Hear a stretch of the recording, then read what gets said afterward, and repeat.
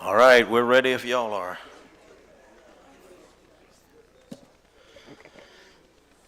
Video's good. Mr. Byron, would you please lead us in prayer, please, sir? Everybody, please close their eyes and bow their head. Heavenly Father, we come to you right now, my Father, just to say thank you. We thank you, my Father, because you allowed us to see another day. And we also thank you, my Father, because you kept your loving arm of protection around us as we maneuver through the day, my Father. We ask, my Father, that we do this meeting decent and in order, my Father. We allow you to do the best for the city of Crowley and the city council. We make decisions, but sometimes we get wrong decisions. But if we confess that we made the wrong decision, we will seek the right decision, my Father. We ask all this in your darling Son, Jesus Christ's name. Amen. Chief, you want to lead us in the pledge? Pledge allegiance to the flag of the United States of America and to the republic for which it stands, one nation, under God, indivisible, with liberty and justice for all. Thank you all. All right, good evening. Mr. Jeff, you ready? Yeah? You're first on the list. It's your show. Public Works, Alderman Dore, please. Under all those goodies you have over there.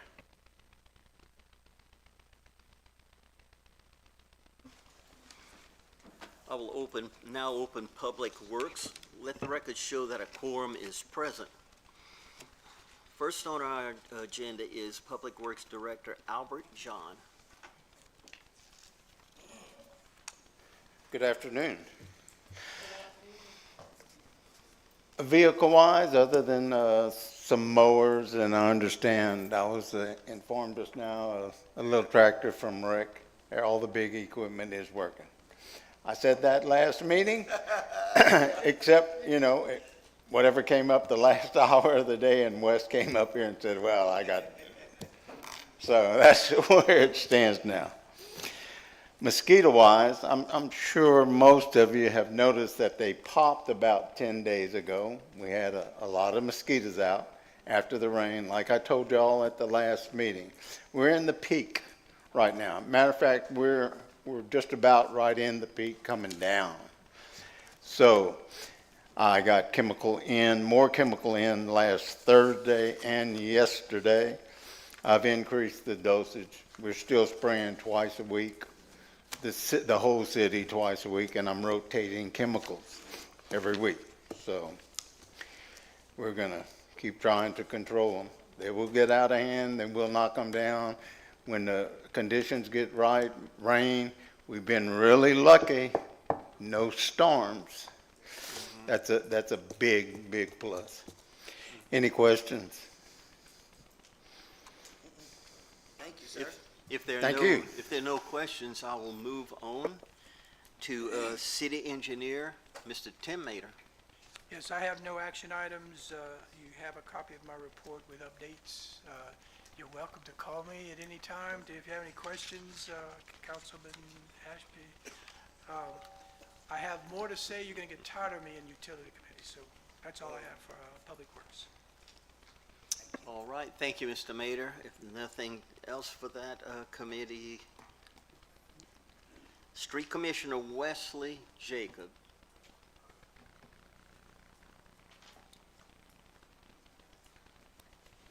Hello, how y'all doing? Good. As far as grass, everything is going as planned.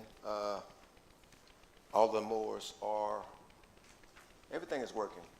I do have the same instance I did last week with Albert. He didn't know skid steer is down right now, minor part, hose fitting, so nothing major.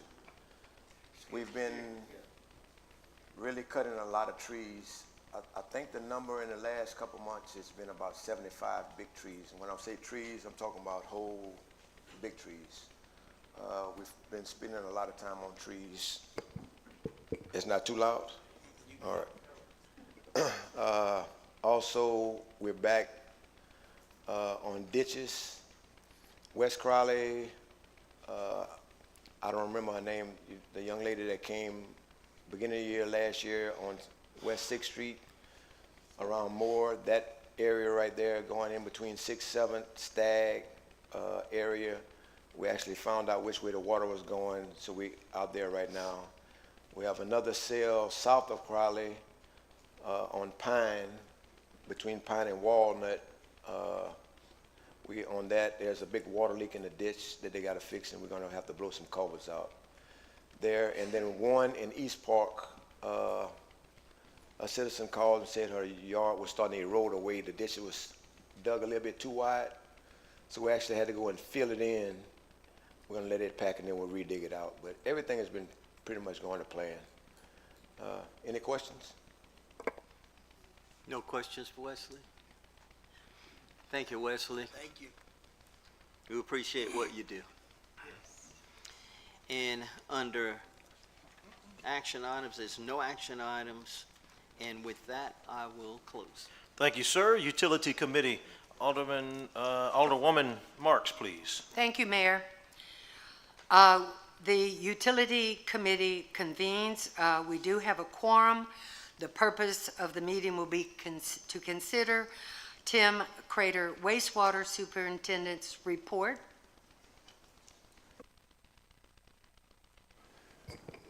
Good afternoon. I apologize I wasn't here last month, so I'm going to double up this month for July and August.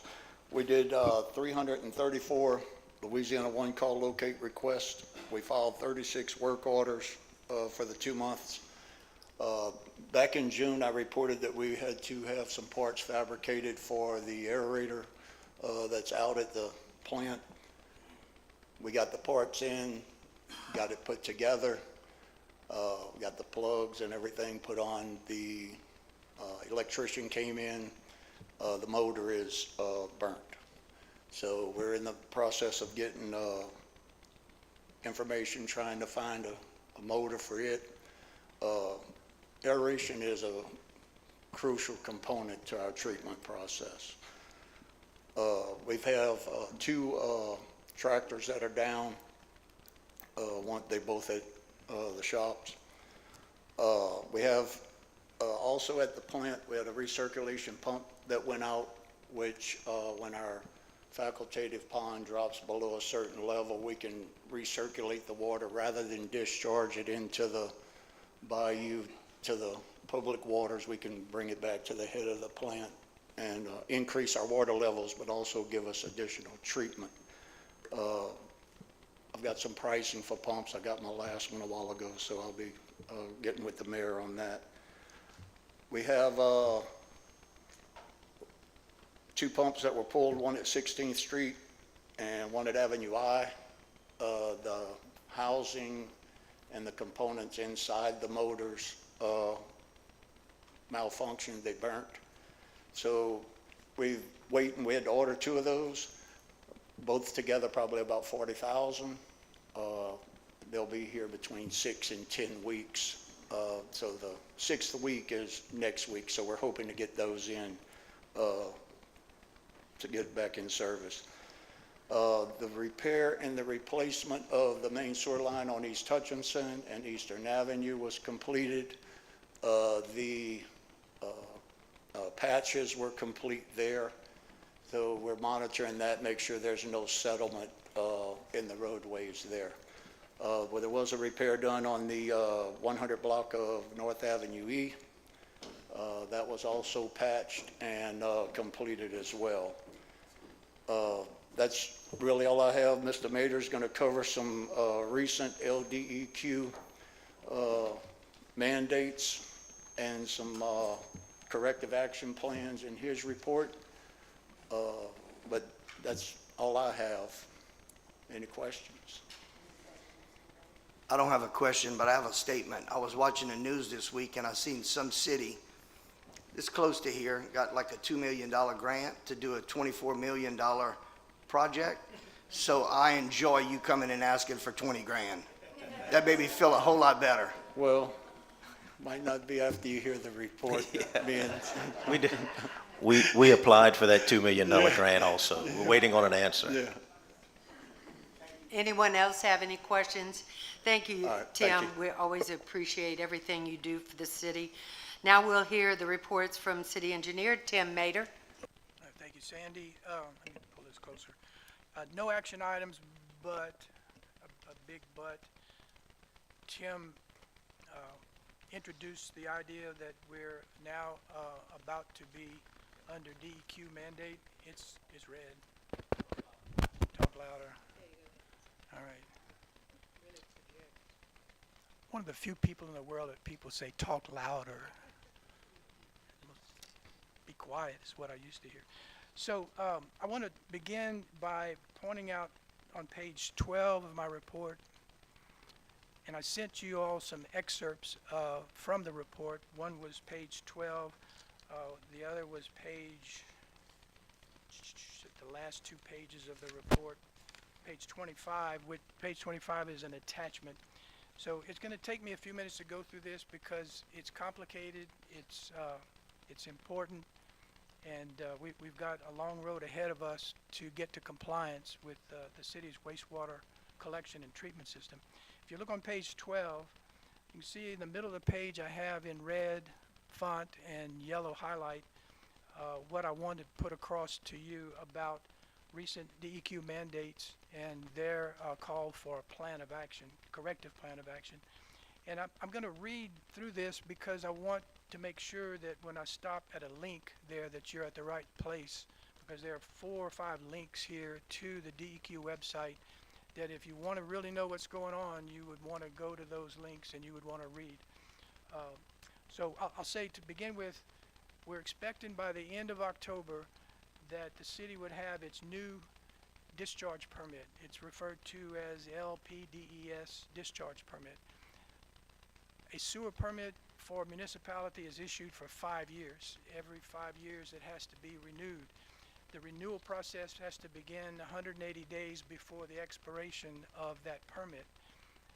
We did that. In December of 2023, we submitted a request for renewal. It takes DEQ a year and a half to get to the point of issuing the permit, and it's not yet been issued to us. It's under public review at this time. But the most difficult thing about that is we knew that the new permit was going to have more stringent discharge limitations. We just didn't know to what degree, how much more severe were the discharge limitations. Discharge limitations have to do with the chemical makeup of the discharge, and it's measured in dissolved oxygen. Tim just mentioned how important oxygen is to all the processes that remove impurities from the wastewater. Dissolved oxygen, what's called BOD, biochemical oxygen demand, is another factor. TSS, total suspended solids, is another factor. One of the most important ones now is ammonia nitrogen. Ammonia nitrogen used to be in our permit at the level of, I'll just say for the sake of conversation, 5 parts per million. That's been reduced to 0.8 parts per million. Basically saying you remove all ammonia nitrogen. Well, our plant wasn't designed for better than 5. The component that removes ammonia nitrogen is now 20, 25 years old. It's not rare. It's rarely perfect over the course of several months. We still don't meet 5. Now we're going to have to meet 0.8. We've been issued a compliance order, which I'm going to get into, which has noted that we missed the 5s at times, and they want corrective action. That's that phrase that's in my report. They want corrective action that will guarantee to them that we have a plan, we have a timetable, we know what it's going to cost, and we know where the funding is going to come from. Tall order. We gave them a plan of action. We didn't give them construction plans, but we gave them a plan of action. This has been going on for 3 or 4 months, back and forth, while they judged whether our plan of action was responsive or not. issued the plan of action. They have agreed to it. We told them what we thought it would cost. We know where some of the funding's coming from. We've got grants applied for. And we know there are things that need to be done over time that we don't yet know where the money's gonna come from. That's bad news. The good news is that they're giving us 3 to 5 years to become compliant with the new discharge limitations. So we've got time to put into effect financing, construction plans, construction, and get things turned around so that we're not under a compliance order. So if you go back to my report, number one, we're dealing with a new permit, remember, and number two, we're dealing with a compliance order. Two different things, but they meet in the middle and they slap us pretty hard. So in that first paragraph, I want you to be aware that the new permit draft can be reviewed. It's in its entirety at that link, and it ends in 3485. It's in that first paragraph in red and yellow. You can go to that link and you can see what the draft permit is going to require from the city of Crowley for discharge limitations and the running and the O&M of the system itself. Then we have compliance order. It's referred to the next short paragraph, compliance order number WEC 2400685. It was issued to the city in February. So in February, we were told you have so many days to tell us what you're going to do to give us a corrective plan of action. So we did that, but then we had to deliver the plan of action. We delivered the corrective plan of action, and you can actually see the compliance order that was first issued on February 11th. It's in that first link in that paragraph. The last 4 digits of that link is 7709. Then the city has 2 responses that were delivered over time, and those are the next 2 links, one ending in 7709. It's got different numbers ahead of that, and the other ending in 6565.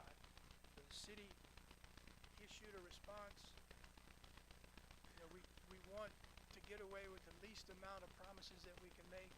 We did a pretty good job at that because they came back and gave us a few comments that we needed to improve on, and we did so, and I think we did so with the least amount of promise of spending money and coming up with projects. One of the things we did, and the compliance order is handling 2 different parts of the system. One is the collection system, the other is the treatment system. You're under compliance order because in severe rainfalls, your collection system overflows in some areas of the town. Matter of fact, it's 2 areas of the town. One is the Avenue O Ash intersection. There's a manhole there that if it rains hard enough, it overflows eastward to that stub out street, and there's a storm drain trunk line that runs from north to south toward Bayou Blanc, and that overflow is activated. We are required to keep track of the overflow. We have it monitored with flow measuring devices, with SCADA, the amount of flow that comes out of that manhole when it rains hard enough, and I give you that information every month. It's in your report now. We know we have a fairly good estimate of the volume of water that will come out of those manholes when it rains, depending on the intensity of the rain. Obviously, lower intensity of rain doesn't overflow at all. When the rainfall intensity creeps up enough, it will begin to deliver over a day or two, several hundred, maybe several thousand gallons of overflow. If we get a 3 or 4 inch rainfall in a 24-hour period, that kicks up to hundreds of thousands of gallons of overflow at that point. How do we correct it? How do you correct it in an affordable way is a better question. What we proposed to them was that initially what we would do is collect that overflow, and we have a detention basin already at Cedar Street that was constructed many years ago when we improved the sewer system in that area. That detention has a lot of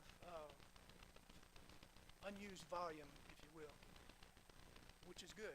The volume is there if the rainfall is intense enough that in the area that flows to the Cedar Street pump station, if it's a large enough flow, it will back up into the detention basin rather than overflow out of the system into the streets. But there's enough reserve capacity in that detention basin that we can let the overflow from Ash, O, and M, we can let that overflow flow to the detention basin and leave it there, and hopefully that works. And what we convinced DEQ was that that's the first and only step we're going to take.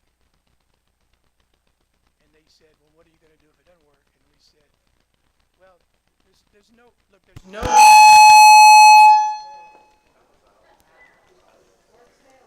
Are y'all awake?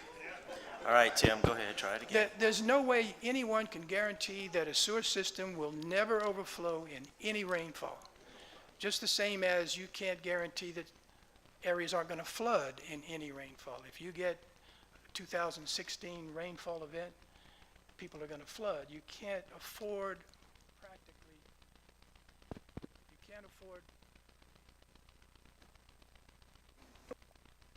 Testing.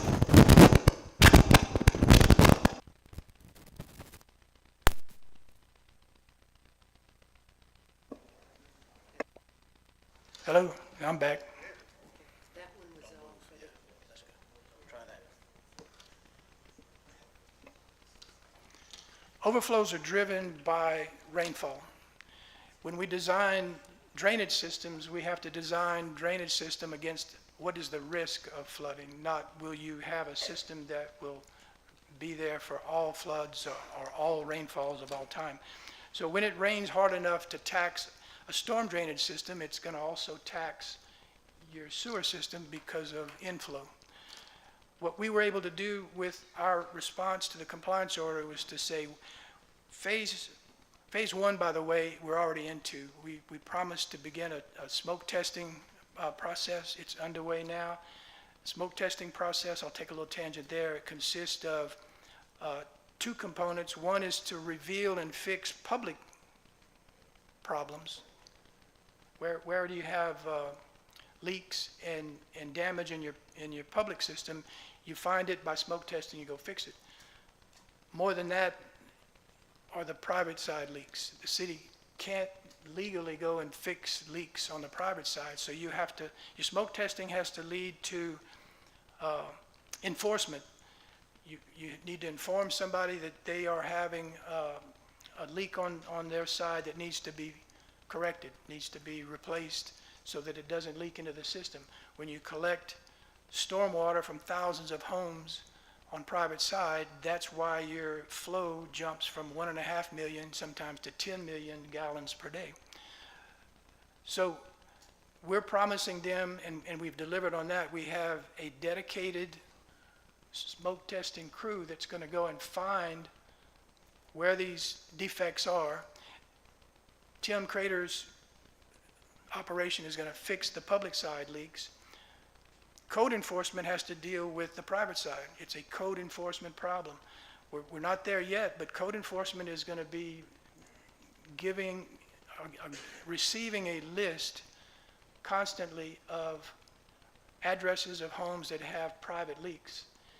Code enforcement will have to inform those individuals that they have it. They're going to show them where it is, and they're going to give them so much time to fix it.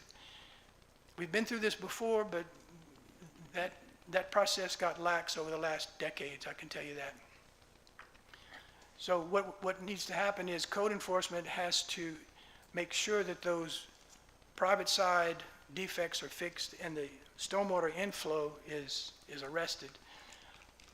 Not everybody agrees to do that. And by the way, we had a grant project about 1.5 years ago where federal money could have been used for a contractor that was under the city of Crowley. The contractor could have fixed those private side leaks.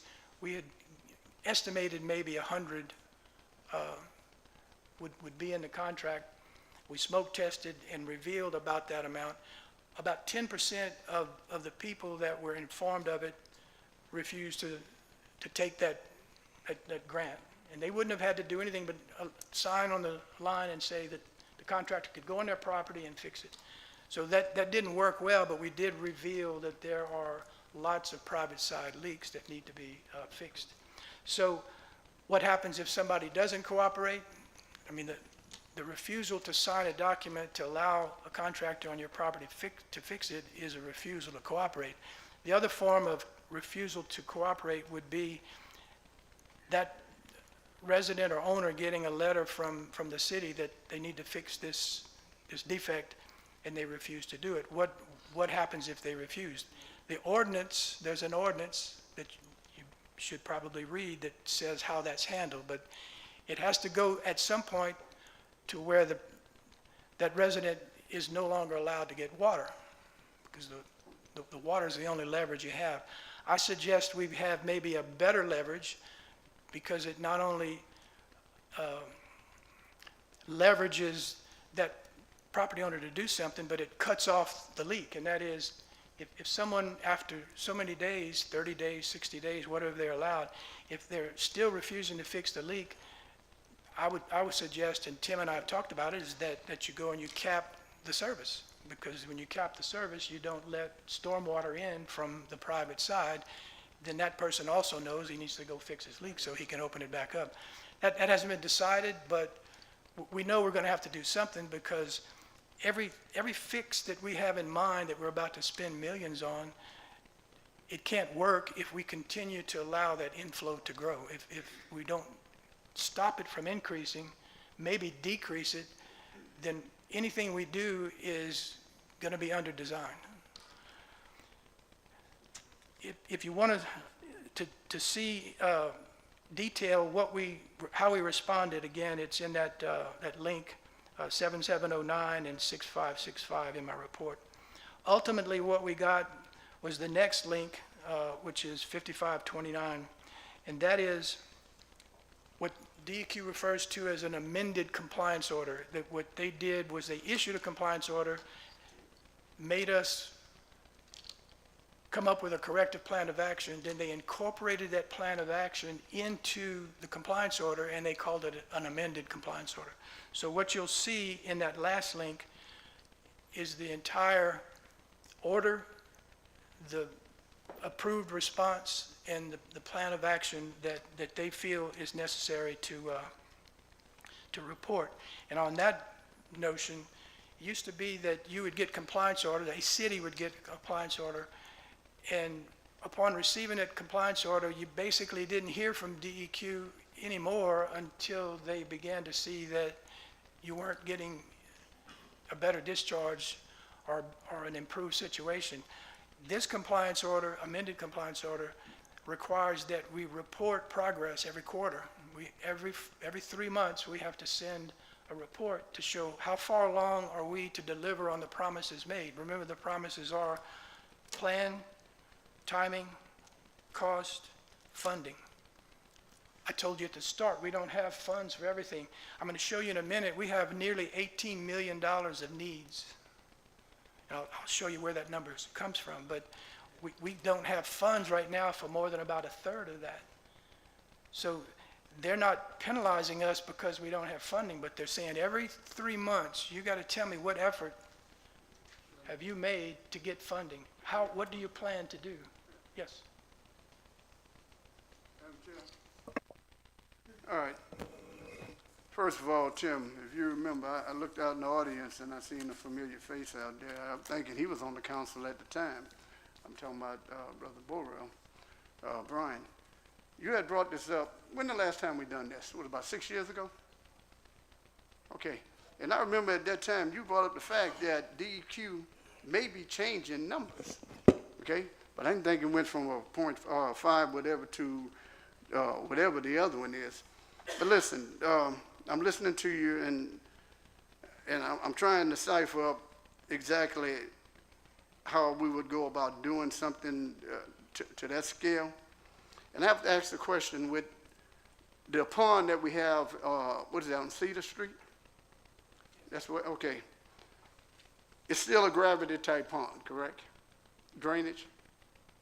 Okay, and I'm just asking a question here. We have done this before in other cities. You ever thought about maybe doing, to make sure the overflow doesn't happen, doing a mechanical type drainage on it? Let me answer you this way, is Cedar Street has a pump station right next to the detention pond. Right. When flow to that pump station exceeds the capacity of that pump station, it backs up into the detention basin. Okay. Then over time, it flows back into the pump station. When the pump For a station gradual drain? isn't being overloaded with incoming, it can pump out what's been detained. Okay, all right, hold that point. All right, the next one, you had mentioned about, well, it was smoke testing at that time, and it was brought to the council about the cost. And if I'm not mistaken, I think one of the plans were to go ahead and, where Tim at? Tim, if I'm just trying to reminisce on something here. You can elaborate on it if you don't mind. But didn't we had mentioned the fact that if we go on private property with the permission of the homeowner, that if we become an urgent need, that the city would fix it and levy it on their taxes?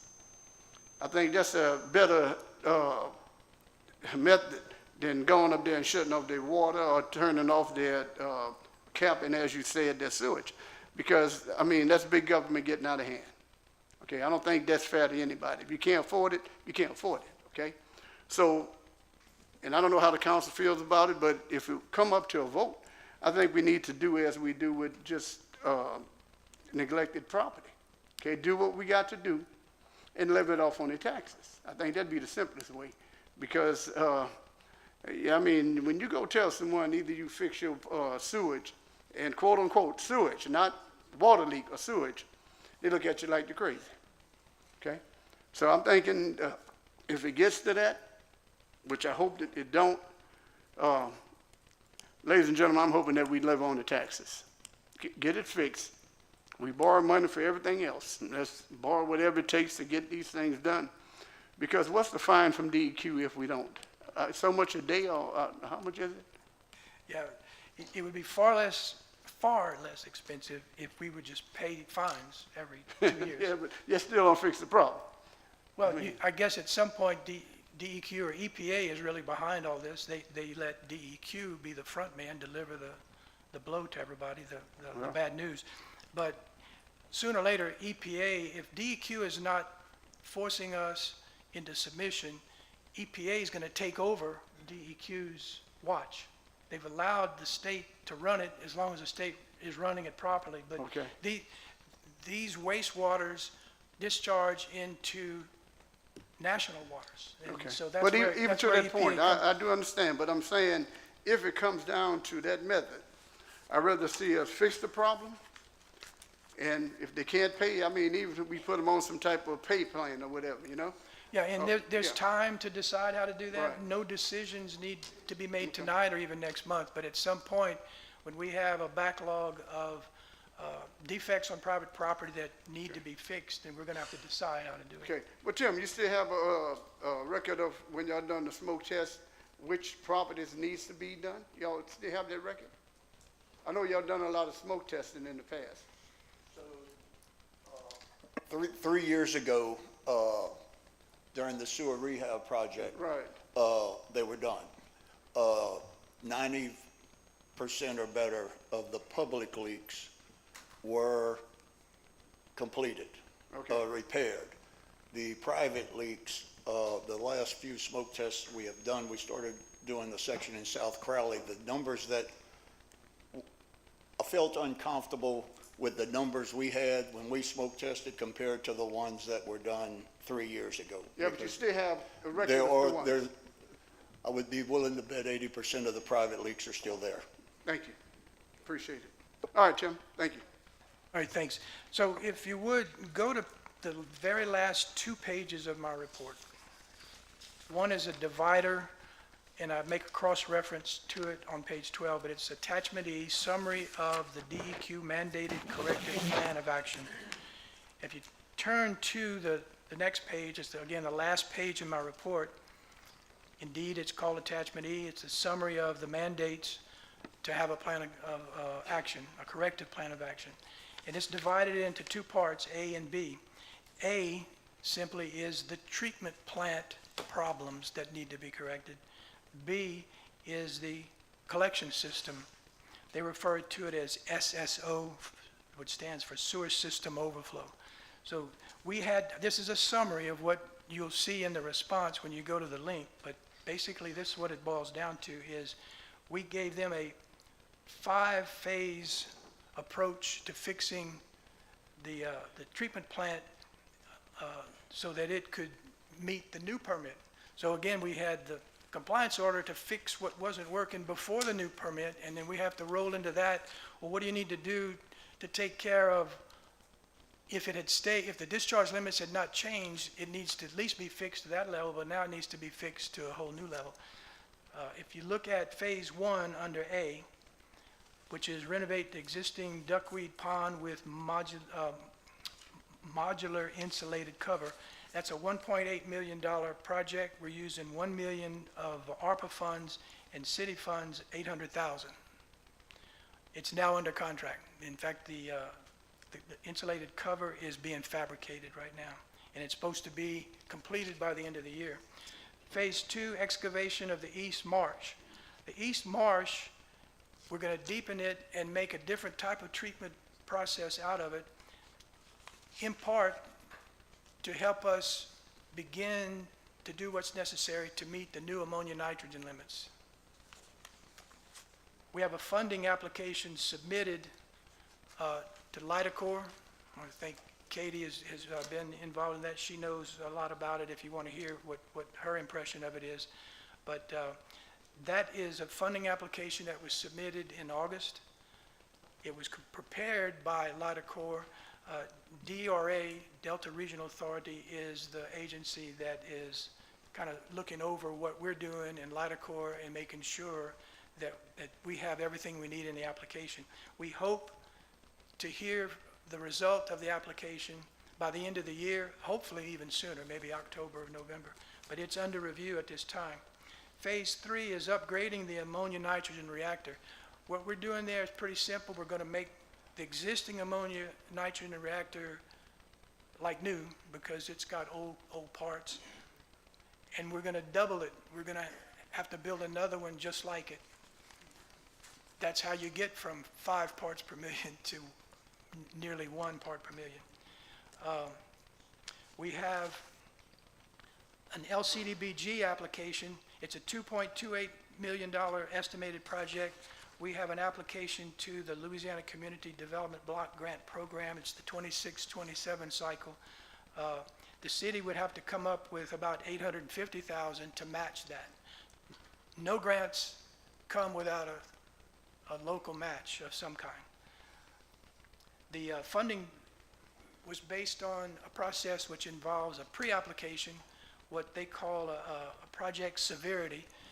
There are almost hundreds of applications all over the state submitted, and the volume of applications is so high that LCDBG office lately, over the last 5 years, has decided that they're going to do a pre-app. They're going to see if your basic need warrants invitation for a full application.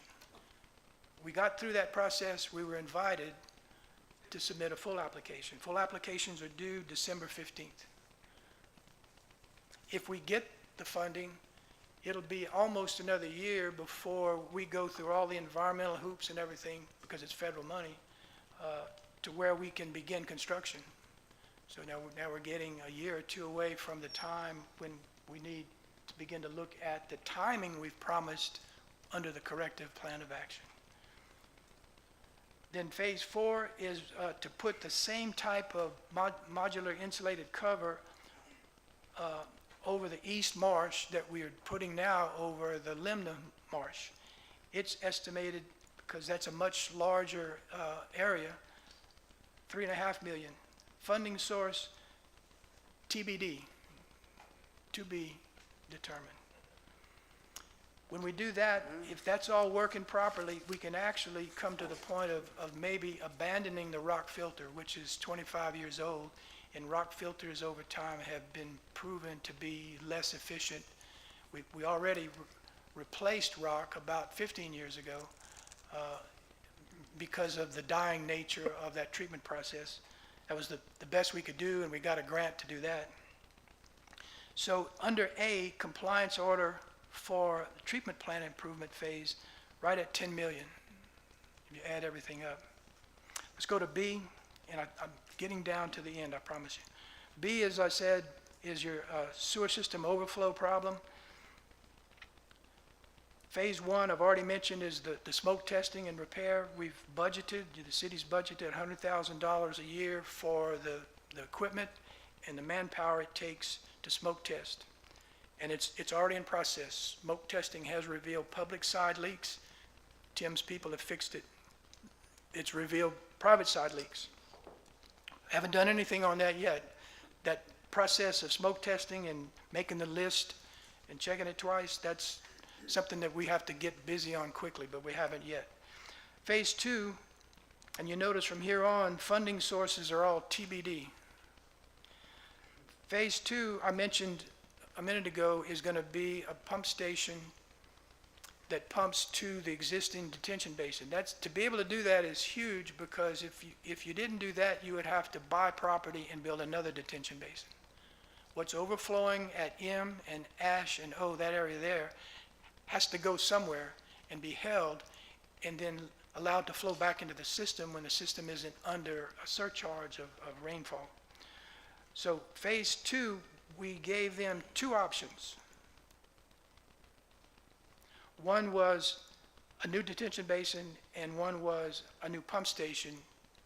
And those are either 1.65 million for a new detention basin, 1.8 for a pump station and using the Cedar Street.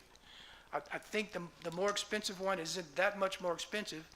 It's still a lot of money, but the ability to go and buy property is in front of us, and the public reaction to another detention basin in their neighborhoods, in their backyards, is also going to be a problem. So we'd rather use what we have for those 2 reasons, and it may cost a little more to do it. Still own the property behind it.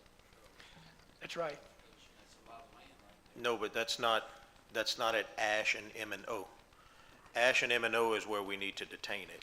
So we Yeah. got to get it back over there to Cedar. Chief brings up a good point, is that if that detention basin that we're going to use ever seems to be inadequate in volume, then we can expand it. We won't be creating a new detention basin, we'll be expanding the one that's already there. So phase 3 comes up, and this is what I think is hopefully the coup de grace of what we're doing. Notice phase 3, I have if necessary. And phase 4, if necessary. Why if necessary? If we do phase 2 and it works, we don't have to spend any more money. That's another $4.2 million we don't have to spend. The question is, who says that phase 2 worked? You're still going to have rainfalls. You're still going to have an overflow in that one rainfall that exceeds all rainfalls. What if 1 happens? There's a Bible thing about, what if 7? What if 7 times 77? We're kind of in that here is, what if we go all year and have 1 or 2 overflows? Is DEQ going to come back and say, oh, that's too many, you got to go to phase 2? What if they do that? So, all right, we go spend $2.4 million on phase 2. What if rainfalls come up and another one happens after you do that? Where do you draw the line? And we made the argument in our response that this has to be looked at within reason. No city, users can't afford the city to pay for all the detention that you could possibly pay for. It's not practical. DEQ, they agreed with that, passively agreed with that. But they agreed with that passively by saying, we like the approach. We're not going to make you do 2, 3, and 4 over a phased that you can afford. We're going to say only do 2, and we'll see if it's working. And if it's working, as long as it's working, you have no obligation to do more. Yes, sir. Now you're talking about putting spark plugs in the dead engine now, from what you're saying. What would be under your estimation, the total to just get it done? I spoke to someone from St. Martinville and also someone from Crow. They're in the process of doing the whole shebang, okay? If you're gonna do it, you just say it. We do phase 1 and it don't work, then you gotta go to phase 2 and that don't work, then you're going down the line, down the line. Let's just see what it costs to get the whole doggone thing done one time. $17.8 million, okay? $17.8 million, if that's what it takes, let's do it, okay? Because basically, I know, hey, it is what it is. We borrow money for everything else, you know? I'm just trying to say it. So you're gonna throw $4 million on something that may or may not work, then you add another $2 million or $3 million to it. Before you get to it, that $14 million is gonna look real good in the rearview mirror. So I'm just saying, if you got to speculate whether it's gonna work or not, Let me remind you of that acronym, TBD. yeah, to be, I understand. Not to be done, to be determined. Okay, well, listen, hey, to be determined, well, let's determine how we're gonna get the money. Well, there Okay. is a way to get the money, and All right. that goes to the users, Well, if you can't get grants. I don't have to go look for grants if I can get by.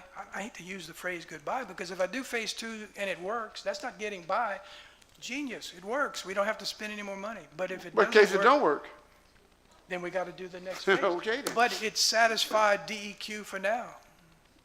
What if DEQ had said, no, that doesn't work. You have to commit to doing those things now. Then I got to go find $18 million less ARPA money and maybe LIDACOR money and maybe LCDG money, which is about a third of that. Now I got to come up with another $15 million. Well, we go to the mat, so Lord, why have to mention it? That's all right. Thank you, Councilman. Tim, do we need any action today? You need, The action I'd like you to take is to go to the links. Please, all of you, read all of this. Don't take my word for it. Please don't say later that I misled you. I did the best I could to explain a very complex set of circumstances, but you need to read it for yourself so you can tell your constituents. You know what's happening, and you know we're doing what has to be done. We're going to be coming up. You have already in front of you a report that says we're looking into the annual user fee study, the rate study. What do you think we're going to get when we know we need this kind of money over the next 5 years? When you are besieged with phone calls about what we may decide about user fees, you need to be versed in this new permit and versed in this compliance order and what we have committed to do to save ourselves from severe penalties and from trouble. And not to mention, they're asking us to clean up the environment. If you have overflows happen in your city, you want to clean those up. You don't want to you shouldn't have to be forced to do it, but maybe it's good that we're being forced to do it. Yeah. And if your wastewater treatment system is polluting Bayou Plaquemine Brûlé, you don't want that either, do you? And so we're being told what we already know. But again, and I don't mean to be preaching, but please look at those links. I know you will, but I just want to tell you how important it is because of what is coming up, what the city's going to be faced with soon. And thanks, Tim. I quit. I have to say, I did read that first link. It took me a long time. I just got the first one. It's a lot. It's a lot. And, yeah, it's a lot, but I we're feel doing your it. We're pain. doing it. And I think Tim wants to. To add to what Mr. Mayor said, in the new permit, it does have the limits in there. It also, toward the back, it has what the older limits were and what the changes are going forward. Because there are not just what we currently have, there have been some additional tests that are being required. And it's not just, they're not singling out Crowley because the ammonia limits have dropped across the state with other treatment I have facilities. a question. Are we provisionally compliant right now until the draft is now a full-blown request? We're not out of compliance or getting fines or penalties? The only way feel comfortable answering that is to say we are under compliance order, which kind of tells you you're not in compliance. We are not being fined at this time. We're in compliance by responding favorably to what we're going to do to fix the non-compliance That's situation. what I read in the letter, the initial letter. You know, there was a draft, and it was like, get on it and get yourself compliant. So, And if you don't mind, I'll tell you, obviously, this isn't something that happened overnight. Okay, the system is 30 years old. It needs maintenance. I mean, it needs upgrades and maintenance. Everything that is in place is working. It's not that there's components that are not working the way they should work, but they're old components. They're outdated components. I just saw my phone light up. iPhone come out with iPhone 17. So it's kind of like we have the iPhone 10 at the sewer plant operating the sewer system, and there's now a 17. With the funding, it's also important to know that while we haven't been successful at finding $18 million in funding, we have been working over the past couple of years on finding funding, and LCDBG is one of them. And I've asked Katie to help with the DRA funding. Katie has some contacts and some friends in that arena, so she can explain a little bit about the DRA funding. But I was at a conference this last couple of days with the retirement board that I serve on as appointed by LMA, and just so happened yesterday evening I ran into Cade, and he introduced me to the president of DRA, and so I was able to speak with him and, you know, maybe even buy a drink or something if need be. But, you know, I was able to meet the president of DRA and speak with him and mention how we did apply for the grant, and he mentioned that they're not going to be able to start getting answers to anybody until probably at least October, because there's a lot of them. But Katie can explain a little bit of what we did with the DRA stuff. And I will do that very, very briefly. The first thing, I want to thank Jonas Harrington from Mater Engineering. This began early June. We were working on a December deadline, and that deadline got moved up in August, and we had a week to finish it. But everybody that was working did their part. We got recommendations, support letters from our elected official partners, from businesses in the area, from the, and I wanted to thank Cade with the Planning Commission and Lidacor, who actually wrote that grant for us. Something that we need to know is that it's highly competitive with many, many applications. That's why they moved up the deadline, because they were starting to run out of Try and money. cut some of it off. And those applications were coming from 252 counties and parishes located in the 8 states that are included in the Delta Regional Authority, and that encompasses 10 million people. So we're crossing our fingers. We would be very happy, and that would surely help our situation a little bit. So I want to thank everybody who worked on that. thank you, So we'll Katie. see. Does anybody else have any questions? Anyone? Councilman? Man, did you talk to anybody from Louisiana Business and Industry about this? About our need for money? I understand No. they do a lot of financing in the state as well. I mean, it's Louisiana Business and Industry. Yes. Baton Rouge. I mean, I Public know you guys have facilities. money because I've been privy to meetings with these people, and I know that they back, you know, true, shall we say, true, profit. Just remember, every dollar we borrow, you have to pay back. Grants is much better. Thinking that their home was gonna get built. Everybody was stop destroying their homes, and guess what? It didn't go through. It's time to quit talking to the altar boys and go to the Pope, okay? Thank Thank you, Councilman. All right, let's get it done. Katie, do you have anything to say on that? You're good. Anyone else? At this time, there's no action required, and the committee recesses. Thank you, ma'am. Recreation, Alderman Ashby. Thank you, Mayor. We'll call the Recreation Committee to order.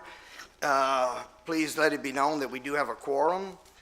I would like to call up our new interim Recreation Department Director, Brian Borrell.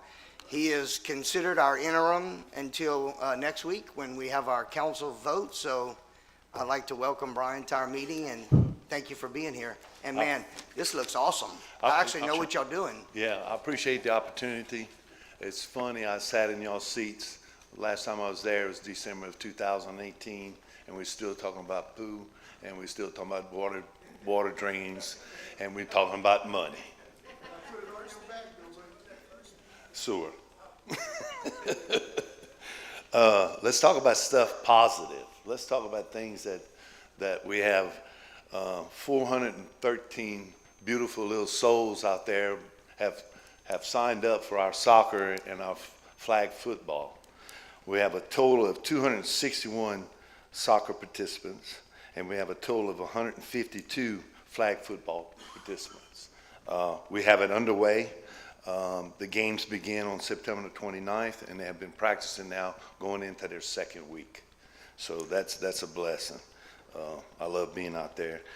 In the month of October, there are a couple of 2D tournaments, I was told. On October the 11th and 12th is one, and then October the 25th and the 26th. We also have a benefit coming up for improvements at Huppauer Park, is correct? And that's on September the 27th, as well as the street department and the recreation department. We're making preparations to get the park set up for that thing. And I appreciate the street department for helping us with that. Out of the Martin Luther King Center, they're going to be receiving some new stands. And prior to those stands, we're going to paint the back wall of the stand. And we still have some stripping to do on the flooring. The mayor and I walked through it. We talked about several things that we want to do at Martin Luther King. We have a tractor out. I talked to Albert about it, and I think Chris is aware of it.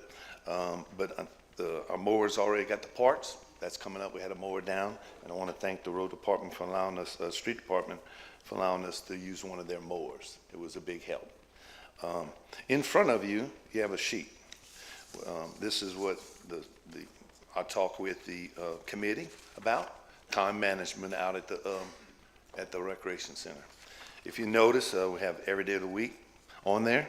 They'll have daily projects that I'll follow up with them, making sure they're doing their daily projects, just like loose trash in bags. Make sure we clean the restrooms every day, take a look at them. And then if you'll notice, on Monday, these are the tasks that we accomplished. Then on Tuesday, in the yellow is what you see that we were doing today. Now, if they don't finish these projects, that yellow will move into another date to have it picked up, and then you'll have green in the other. So I know where they're at, what they're doing, what time they're doing it, where they should be. If I see them out where they're not supposed to be, you're supposed to be here and there. It's just time management. And I want to tell you the crew is falling in with it. They are taking ownership in it. They want to do better. They want to make sure that they're doing the right thing to keep their jobs. And it was pretty easy to get them started. But we'll see how we finish the race with this. If you notice down at the bottom, you see who's working. But this is all a work in progress. Jude Rayner's put this together for me. He and I worked together. I want to thank him for that. He's doing an excellent job running our crews out there.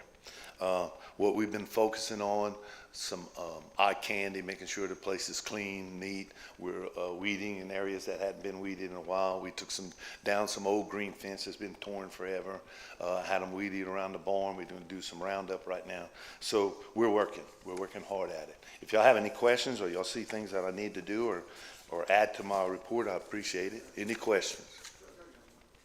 All right, so between you and now Wes, have y'all come to an agreement of who's cutting what? Because at one time, it was a filibuster going on. We didn't know who was cutting what. Yeah. I mean, the grass said Parks and Recs, but we had, the barn cutting grass. So Yes, sir. y'all come Yes. to a conclusion with that. We had a All right. meeting. He and I got together what they handle, which is the parks itself, Good, of the good. grass cutting inside your city parks. Outside of, we handle maintenance. If he does get in a bind, he's gonna call us, say he's Gotcha. in a bind.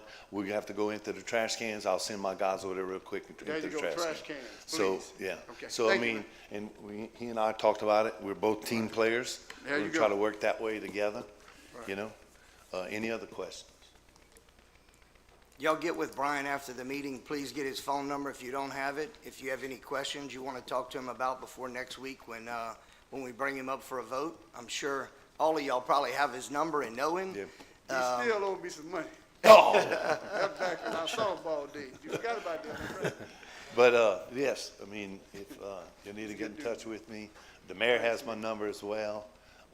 And I really appreciate this opportunity. I applied for this job over 30 years ago.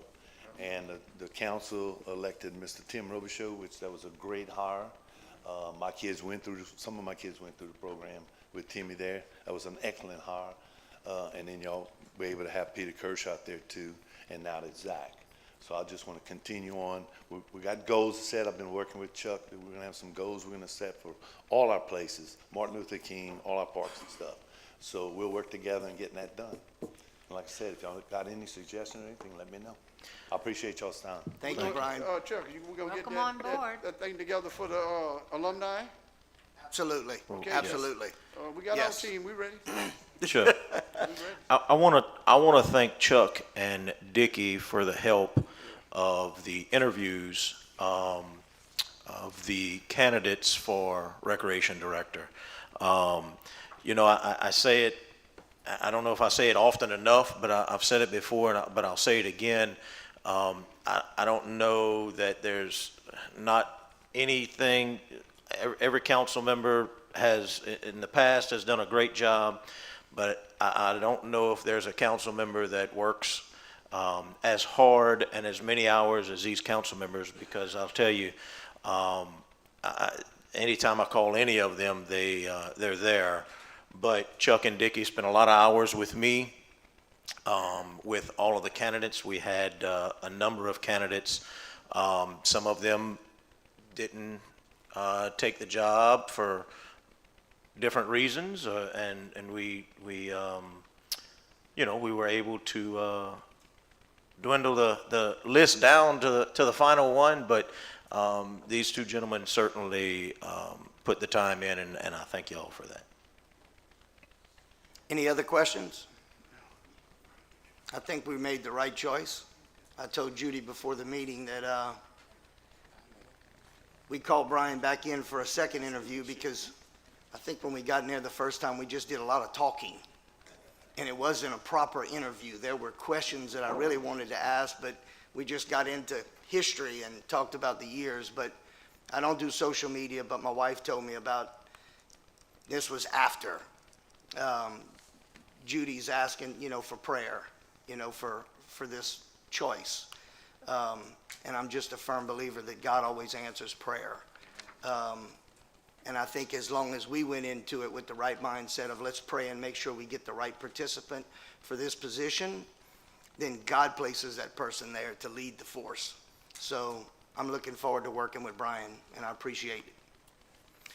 If there's no other question, Just one thing, Chuck, we had talked about this a while back, and since Chief Ian Byron here, look, at the MLK Center, there's a room adjacent to, where it's on, if you're facing the stage, it's on the left side, Chief, that empty room.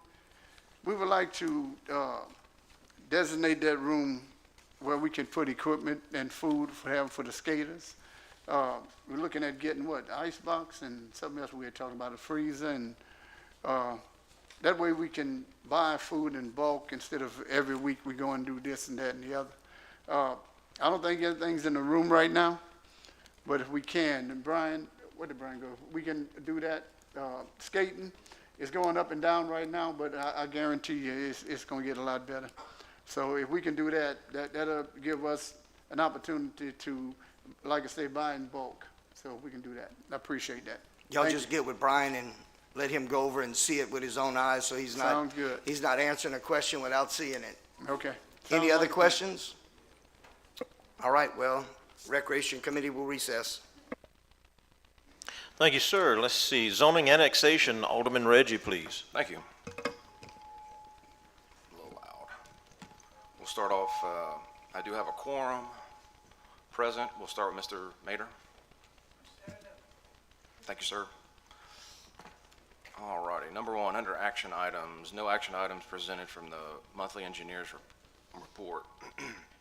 Number two, to consider the Crowley Planning Commission recommendation for conditional use submitted by Heather Kelly, owner of 719 Huval Street, for zoning variance to be occupied as a resident dwelling in the city of Crowley, Acadia Parish, to move to the reviewing agent since that area is already zoned R3. So my question for Mr. Landry is do we need to vote on this since it's already R3? It's R3, it should be. She wants to put a residential home on that property? She wants to live in her business? Is that my understanding? Okay. It's, Okay. so, Well, yeah. let me ask you this. We'll go ahead and, can I get a motion to consider this? I don't know that there's anything to consider because I mean, it is R1, and she's asking for a variance to live on a piece of property that is zoned R1. What she's really asking for is the permission to live in a shed, or someone to live in the shed. Correct, Tony? If you allow me. Go ahead. Please. So that particular piece of property is zone R3. R3. So the reason that it was brought to the Planning Commission for review were the concerns of the budding property owners. At that location, there's also a beauty salon, I believe. That particular piece of property has been in violation of a few things for a few years. One of them was an occupied camper by her brother. The other one was the building that we're speaking about today. So that building was initially permitted as an accessory building years ago. She turned that into occupying it for her daughter. And through multiple violations set with no compliance, I figured to get her here, we would get her to come to the planning and zoning administrator. So once they reviewed the concern, what she applied for, conditional use, because the initial permit was for accessory building. So I just wanted the public to see what was going on and what she would need to do. Now, upon that meeting and discussion, it is zone R3. So there is apparently a conditional use for her beauty salon.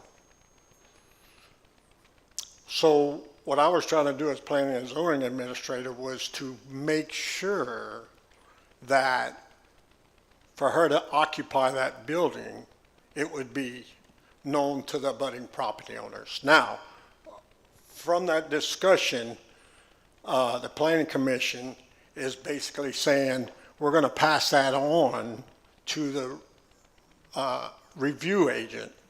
The definition of that review agent is going to be our CBO. So she came in and applied for a permit. We are still in discussion with Cooney to get that compliant as a dwelling unit. As far as the setbacks of the building, they're fine. Is zoned R3? Okay. So that's where we're at on that particular recommendation from the planning commission. So does the building have electricity, water, sewer? So that's the purpose of getting Cooney to go inspect all of those avenues to sign off, because she does not have the proper occupancy to be inside that building. So that has to go through the certified building official of the city of Crowley. So upon that, he's still in discussion with the property owner. Tony, I got a question. Sure. Is there any regulations on minimum square footage for a residence in this city? Not for the city of Crowley specifically. Okay. There are some minimum requirements under the IRC. Okay. So Cooney would make that decision Right. upon his, number one, plan review, number two, from his inspections. Right. Just so the council understands, basically, and those of you who don't know where this is at, this is in Stutz Edition, and basically she has one of the large sheds, storage buildings like you would get from Home Depot or something, that she's trying to have someone live in. She has that on the west end of her property. She's on the corner.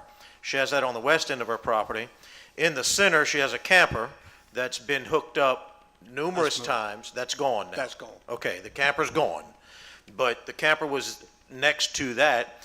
And then another storage building that was turned into a beauty salon on the east end of her property near the corner. And so the permission she's asking for is, she was able to get the accessory building, which is a storage building, to be able to put the storage building there, and now she wants it to be a residence instead of a storage. So are we putting the cart before the horse? Shouldn't we have Cooney go check it out? Yes. That was going to be my suggestion, is So we should table it? I don't really think the committee's in a position to vote on it or consider it or not. I mean, it's certainly something that can be discussed at this time, but until you have the recommendations from Mr. Richard that the property is suitable for the use that she wants to put it to, and it meets all the various building codes and city ordinances for use as a residence, I really think it would be premature for this committee to vote on it or have any kind of opinion on it at all. I don't know that conditional use is really exactly what, I mean, I know it's what she asked for, but that's not really what it is. No. I mean, the use is within the zoning restrictions because she's looking to reside in something. So I think residency is not the issue. It's a question of whether the structure itself is suitable to be used as a residence. Okay. And I think that's something that's going to hinge on Mr. Richard's opinion. Okay, I'll make a motion to go ahead and, yes, sir.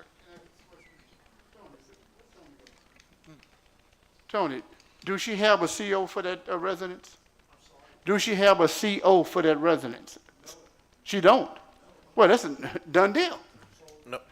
Yeah, If she don't have a certificate of occupancy, that's a moot issue. That's really what Right, she's that's asking. Right, that's what Well, she's I mean, if she after. don't have it, it's a moot issue.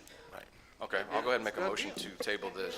And that they be deferred back to the proper. Well, I'd rather just, can we just table it? Yeah. I'm gonna go ahead and just make a motion to table.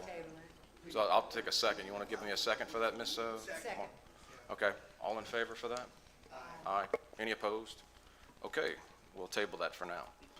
Okay, so number 3, to consider the Crowley Planning Commission unfavorable recommendation for conditional use submitted by Brandon Romero, owner of office building on 718 East First Street in Crowley, Louisiana, moving location from across street to 715 East First Street in Crowley, City of Crowley, Acadia Parish. And I'll go ahead and move. Can I get a second? Second. All right, I'll second Ms. Sandy. So what I want to do for this is, I want to set this up kind of like a public hearing. I want to make sure everyone gets their chance to speak that wants to speak. What I'm going to do is give everybody who wants to speak 3 minutes, and I'll set a timer, and then we'll move on. So what I'm going to first do is ask for anybody that is in favor of this to speak first. And I'll get a name and an address when y'all come up, please. Clarification, Yes, ma'am. Chairman. In favor of the Planning Commission's recommendation to deny, Well, or in favor of the request? so what I'm going to say is in favor of the request. So in other words, if they. That's fine. Yeah. Okay, we Yeah. can do that. I don't want to complicate it. Yeah. So, Yeah. so if you're in favor of this recommendation, even though it was not recommended from the Planning Commission, if you're in favor of this, I'll start with you first. So I'll probably Mr. Romero.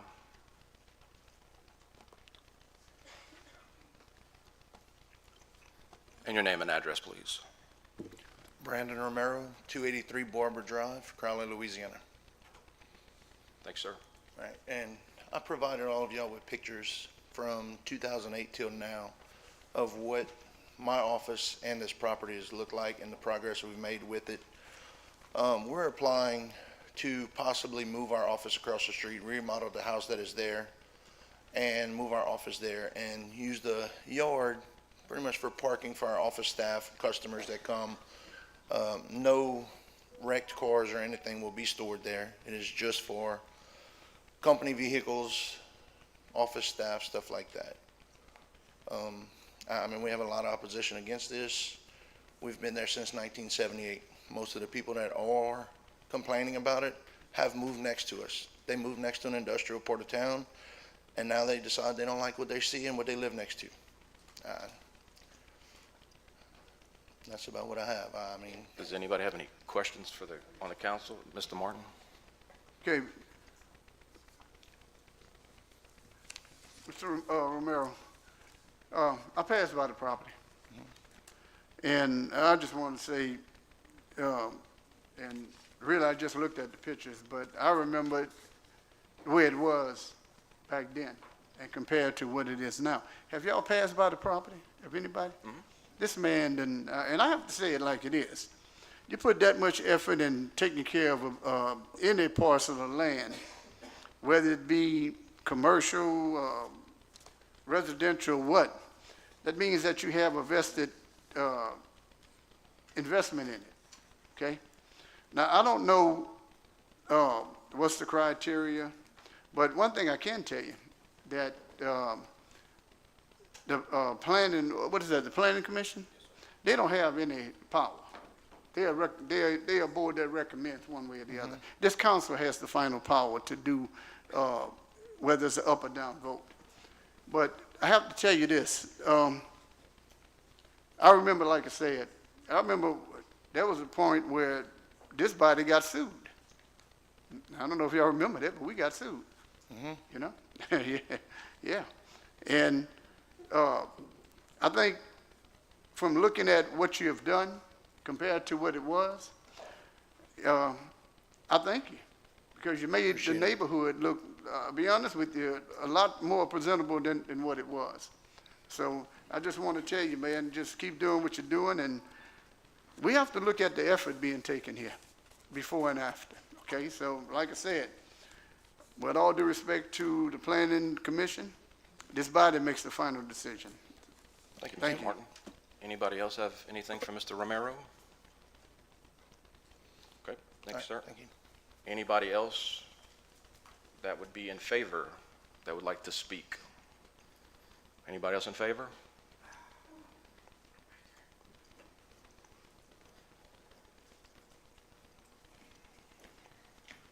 And if you could, just state your name and address, please.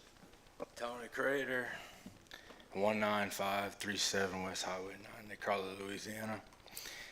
So I'm gonna keep this brief, but any persons that has concerns with Brandon possibly trashing, bringing trash, making the area worse, you gotta have the common sense factor in. So today, if you vote yes, you get to put rules.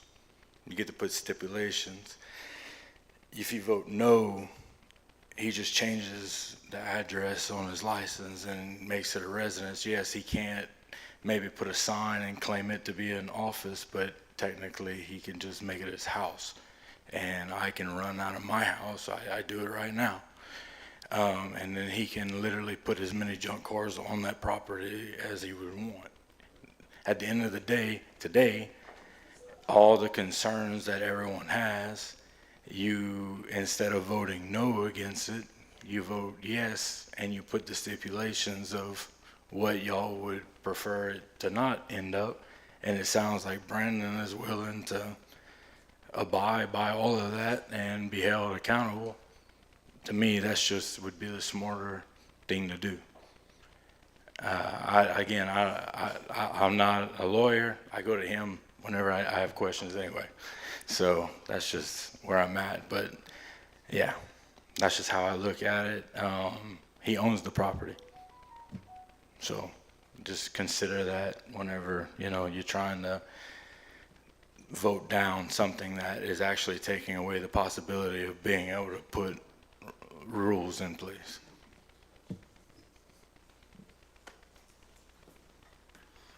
Anybody else want to speak in favor of?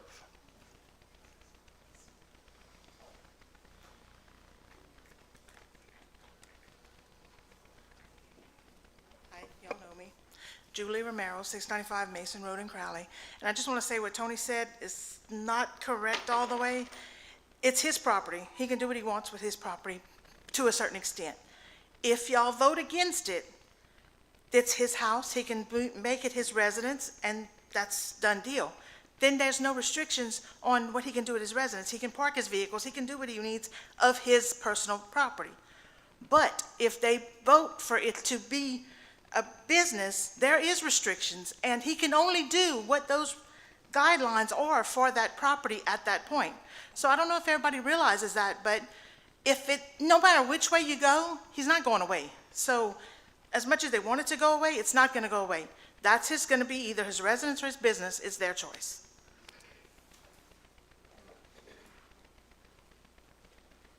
Okay, anybody else in favor of? Going once, twice? Okay, I'll go ahead and start with opposition. Anybody opposed, please?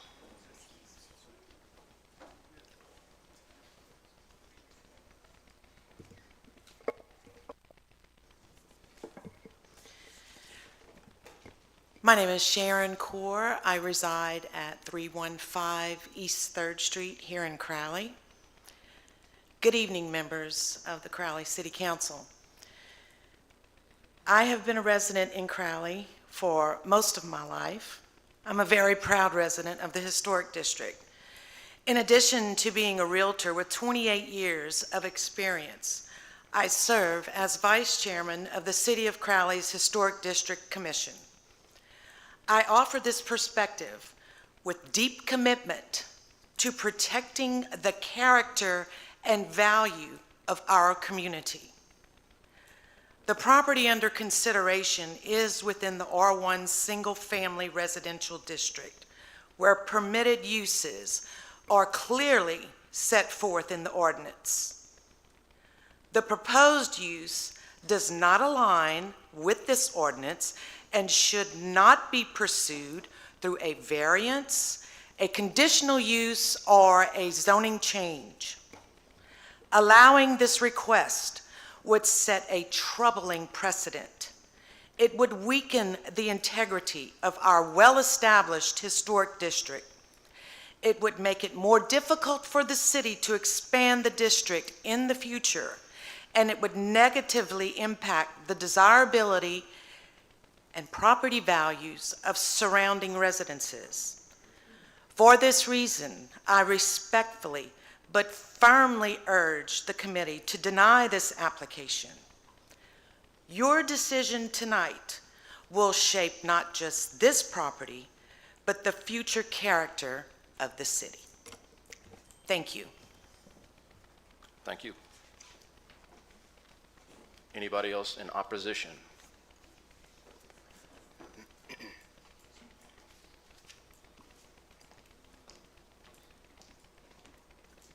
Nancy Broadhurst, 524 East 4th Street. Good evening, Mr. Mayor, members of the council. To the friends and neighbors and fellow residents of the Historic District, thank you for being here this evening. We're here to talk about the proposal to rezone and bring a commercial towing service into the historic district. This issue strikes at the very heart of what makes our community special, the peaceful, historic character we all cherish.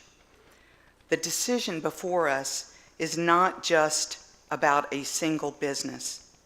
It's about preserving the future of our neighborhood now and for years to come.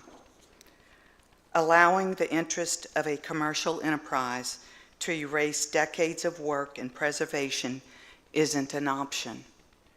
Further, the neighborhood's historic destination protects the quality of life and unique atmosphere.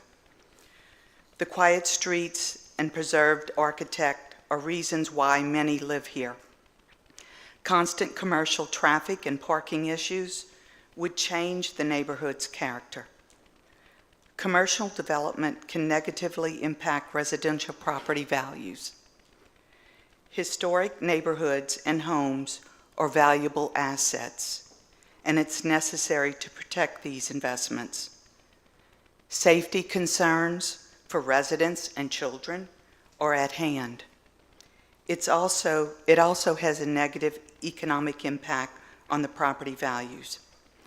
Thus, I ask the city officials to uphold the integrity of the historic residential zoning, to prioritize the health, safety, and well-being of the residents who call the neighborhood home, to recognize that zoning ensures community development in a sensible, orderly way.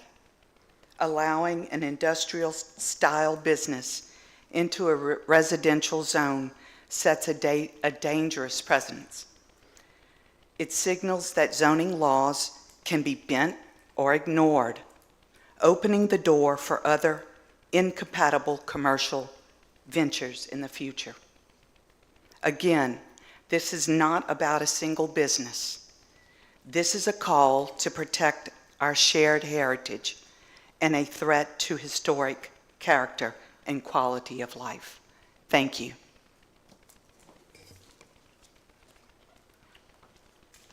Anybody else want to speak in opposition?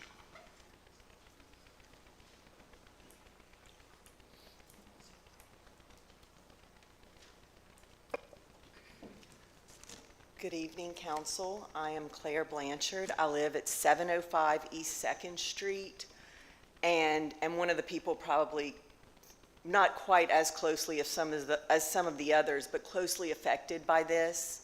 I have lived in my house for 20 years. I am a lifetime resident of Crowley, and I think I have called most of you to discuss my deep concerns about this for our neighborhood. The traffic is a problem. It is very loud running these big trucks. To allow this business to expand is very concerning for everyone. And also, it is concerning that if we don't, they're saying okay, y'all deny the zoning or the conditional use, then we are threatened by they can do anything they want. And as a neighbor to this, I am very worried for me and for everybody else in the neighborhood, and I deeply hope that you would vote against this for all of the reasons previously stated, and for the people that live right by this, because our property values will be decimated. So then what do I do with my house? And then what happens to the house after that, and the house after that? And you end up with a historic district that is no longer, because no one will want to live there as you slowly have the rot creep in. So thank you for your time, and I appreciate everything. Anyone else speak in opposition?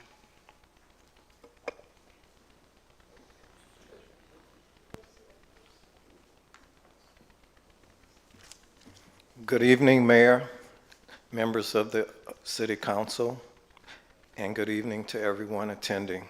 My name is Terry Trahan, and I reside on 3rd Street. It's so good to see a lot of my neighbors from the historic district. We are all here unified to protect and preserve the historic district of Crowley. We will achieve that by upholding the city ordinances. This property is located within the R1 single-family resident district where the city ordinance clearly prohibits commercial use. I am not in favor of allowing the proposed use of the property. Approval would set an undesirable precedent, diminishing the character of our city's historic residential district, reducing the desirability and value of our neighboring homes. For this reason, I respectfully urge you to deny the request. Thank you.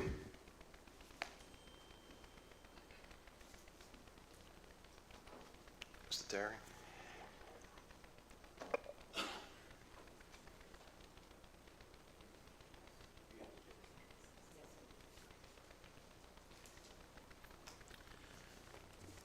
Terry Morgan, I'm representing 105 North Avenue L, which is my home, or will be as soon as I finish remodeling it, and I live at 107 North Avenue L, which is the family home that I'm staying at until my house is ready. Newcomers, I'm not a newcomer. My family, on September 13th, my family will have owned that property for 98 years. We are not new to this area. We have gone through a lot. My grandmother used to tell me stories about what went on in the neighborhood during the Depression. So I'm not a newcomer. I have lived through all of this that has been going on for the last 10, 15, 20 years. This is not what we want. We want to be left alone. But he's intruding on our neighborhood. And we just want to be left alone. We want that to be stopped. In the past, he wanted to make it a used car lot. In fact, he had opened a used car lot without coming to the city. Nothing came of that. It was finally shut down. Over the years, he was told he cannot use that for any type of commercial business. And yet, if you look at the pictures that I gave to Sandy, you will see it has been used for his business almost constantly, unless I went to Tony and asked that something be done. Then it would stop for a while, and then it got back to what it was. Like I said, I don't know the man. All I can see is what I have been through. We want to be left alone. We want the peaceful enjoyment of our homes. We don't want the noise. We don't want the pollution coming from him working on these vehicles out on this property. I find it hard to believe that this is just going to be in a little office and park some of his company vehicles. Have you seen the vehicles? They're huge, 18-wheeler tractor trucks and rigs. I don't even know if that fits, what are we looking at, a C3? Because again, in this on the paper here, it doesn't say. But we were told he was going to park all of his equipment there. He was going to move an office building and tear down the other ones. We don't know what's going on. I'm opposed to all of it. Again, my family's been there a lot longer than 1978, and I don't plan on leaving. Thank you.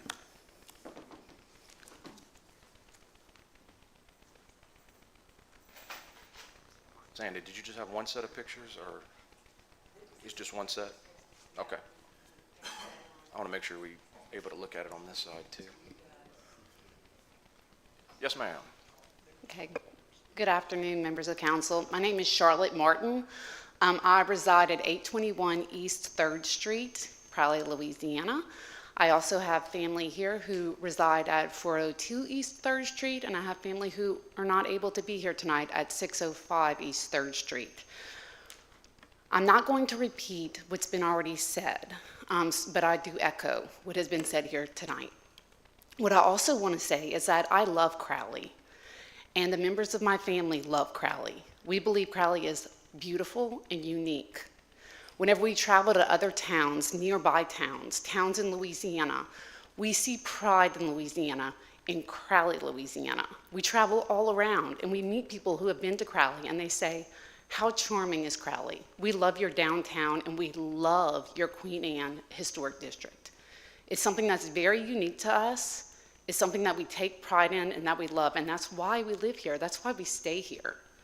We have the choice. We can move to other places. We don't want to. We love our home. We have generations of family here, and I just want to express the importance of this and keeping the charm to our town. Thank you very much. Anyone else that wants to speak in opposition?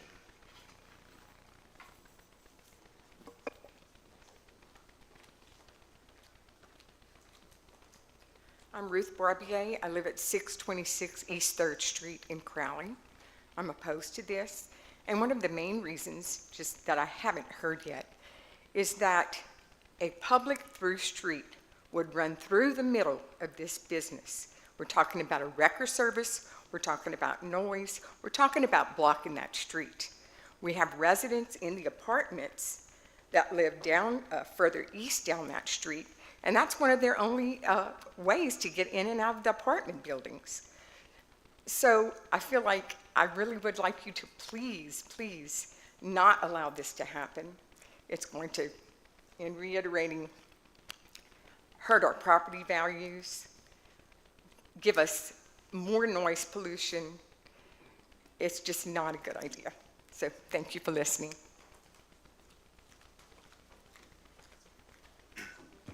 Anyone else? Going once, twice? Mr. LJ.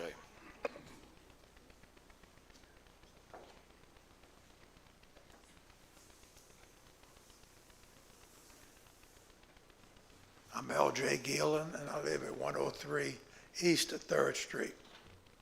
I'm not close to this piece of property, but I'm here for a different reason. This man, he's making a living, and he's going to do what he needs to do to make a living. I'm here to say we have homes we're destroying because of blighted property, trying to beautify the city of Crowley. Yet, when you come into Crowley on 2nd Street, it's a disaster because of a salvage yard. You go by the railroad tracks under this bridge, it looks terrible with all the trucks, the wrecks, everything else that is stored there. It's not, we're going to wait, it's stored there. You go across the railroad track, going over, you drive over the bridge and look down, that's a disaster. Then on the south side of this bridge, we got mechanic shops, cars all over the place. You got to be careful when you go across the bridge. I mean, this is not just about this one building. What needs to be decided here by the council is what is our future plan for Crowley? Or are we going to change zoning every time somebody requests, let's change zoning because I want to do this? We need a plan. We have a beautiful city. I grew up here. I was born here. I was raised here. My uncle was mayor for 24 years. I mean, and we've got to have the long-range plan, not just spot things and change things. We need to know what we're going to do. And you know, I couldn't relate to the owner of that property. He's got a little piece of area he can move stuff around. But I'm looking at that whole portion of Crowley has been a sore thumb for many, many, many years. And it's still here. I remember when Ted Carmichael used to come up because of his apartments. I mean, it's been Band-Aids. We need to make decisions for long range and do it properly. And don't just change ordinance to accommodate people. That's all I'm saying. Please. Any questions? I mean, I can answer some questions. Any questions for Mr. LJ? Okay. Okay, at this time, Chairman, if there's no other questions, I'd like to move to accept the Planning Commission's recommendation to deny the request for a conditional use by Mr. Brandon Romero. Can I get a second? Well, yeah, we actually moved in and seconded. Yeah, we were in discussion. Okay. So we actually could vote on it if y'all are ready to vote on it. Okay. Yes, sir. Hit you, there you go. All this rush to do this and that. Ladies and gentlemen, when we took this office, we didn't take this office for, and don't get me wrong, I'm not using this as just a word to be tossed around, favoritism or negativism. We took this office to be fair. This office stands alone. We are the governing body of the city of Crowley, okay? There's certain things the mayor have privilege to, but this is the governing body. I'm listening to everybody say this, that, and the other, and I'm going to ask the chair to explain to me in a second here. And the synopsis is very simple. What you're saying is, if we vote down on this, this man has a right to do what he wants with his property. It's his property. If he want to put diesel engines out there and whatever, that's his property. By voting on the upside of it, that gives this council power to enforce whatever stipulations that we bring forward. Am I correct in saying that? Not exactly. Because, Okay, explain that to me then, because maybe I'm hearing differently. well, Okay. currently it's zoned R1, which is the most restrictive. You won't be able to do much except have a family home. There's no commercial whatsoever that's allowed. What he's asking for is a conditional use for C3, which allows for all kind of things, like a bus depot, dry cleaner. What he's looking for is number 6, contractor's office and storage yard. And that's where everybody's upset about, is because he will be allowed at C3 to have a storage yard if he chooses. So he could have a storage yard and an office there. But he could also have other stuff too, a lumber yard, animal clinic, a funeral home, hotel, motel, amusement center, whatever that is, even a restaurant. So what they're saying is they don't want that in R1, which is typically in Crowley Historic District. Okay, but if we grant, are we giving them a conditional use permit or what? Yes. Okay.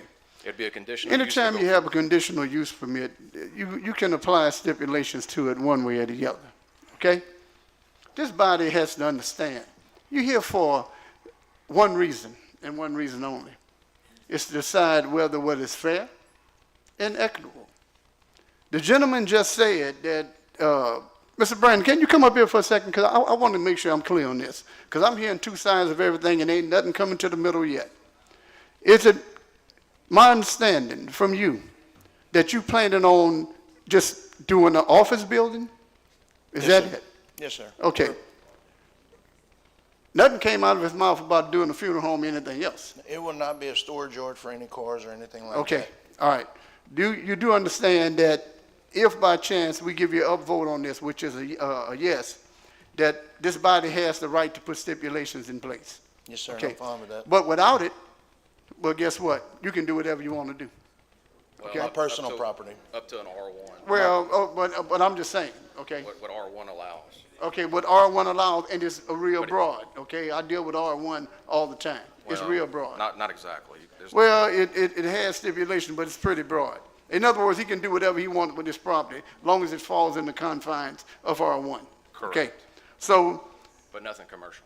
well, we understand commercial, but if I'm, office building or a shed is not a commercial endeavor, okay? I saw the pictures. The rest Yeah. of this, the rest Yeah. of this block, I saw the picture. But what I'm trying to say is this. The body has a judiciary responsibility to go by the law. Okay? All these speculations of this, that, and the other, and that don't even come into play. No, I've purchased exactly half of that block, Okay, what I own. The rest of the block, we're saying it's R1. There's 4 houses that are on that block that are all rent houses. right. That is not in R1. It's not supposed to be in R1. The rest of the block is a store, which is also not R1. We're nowhere near the historic district. It is blocks away. So you telling the body now that there's conflicts already in place? Exactly. Okay. Well, you do understand what my synopsis is, right? Yes, and I'm Okay. perfectly fine with restrictions. Okay. If y'all can So sit there. basically, either we put you to the fire saying, okay, well, we're letting you have this, that, but you can't have this, that, and that. Or, hey, man, just go do what you want to do. Simple as that. Thank you. Yes, sir. All right, Mr. Chair, I appreciate that. Thank you. Okay. So I guess we'll go ahead and take a vote. Mr. Reggie, I want to make sure everybody the council understands, a yes vote is to deny the request. Correct. And approve the unfavorable recommendation. A vote no is to not deny the request in this situation right here. Okay. For clarification, this vote will be to accept the Planning Commission's recommendations to deny the request for a conditional use. Yes. Okay. So a vote yes will be accepting the Planning Commission's recommendation. I just need 30 seconds. Just for clarification, today at 12:38 p.m., a wrecker was parked on the property. Another clarification, the historic district is 300 feet north of this property. Thank you. Okay. So I guess I'll go ahead. All in favor? Aye. Aye. Any opposed? Mr. Martin opposes. So that'll, well, you're not on that committee, Mr. Wilridge. So we have 4 yeses and 1 no. So we will deny the conditional use permit.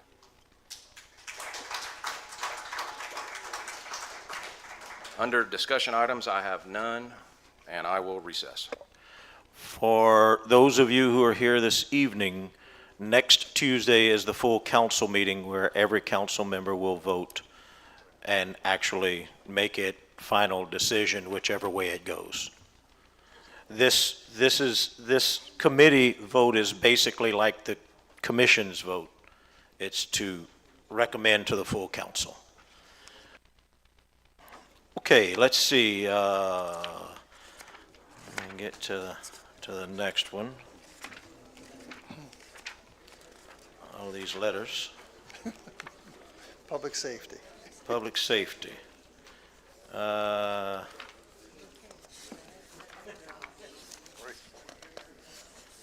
All right, public safety, Alderman Core, please. Thank you, Mayor.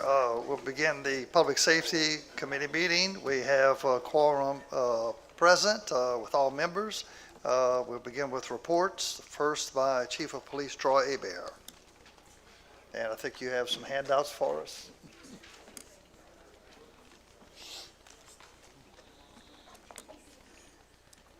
Can you pass them down, Sandy? Sorry, I should have been ready. In the month of August, we answered 796 calls. We had 5 burglaries, which is still considered pretty low compared to where we've been in the past years. Our thefts are still kind of high. Like I said, we hoping that comes down, but we do plan on putting stuff in place to hopefully lower some of those thefts that are going on inside the city. We had 86 traffic violations, and we issued 1,408 traffic enforcement violations. We had 54 arrests for the month, and that pretty much ends my report. Thank you, Chief. Anyone have any questions for Chief Hebert? Okay, thank you, Chief. Now we'll move to Fire Chief Louis Romero's report.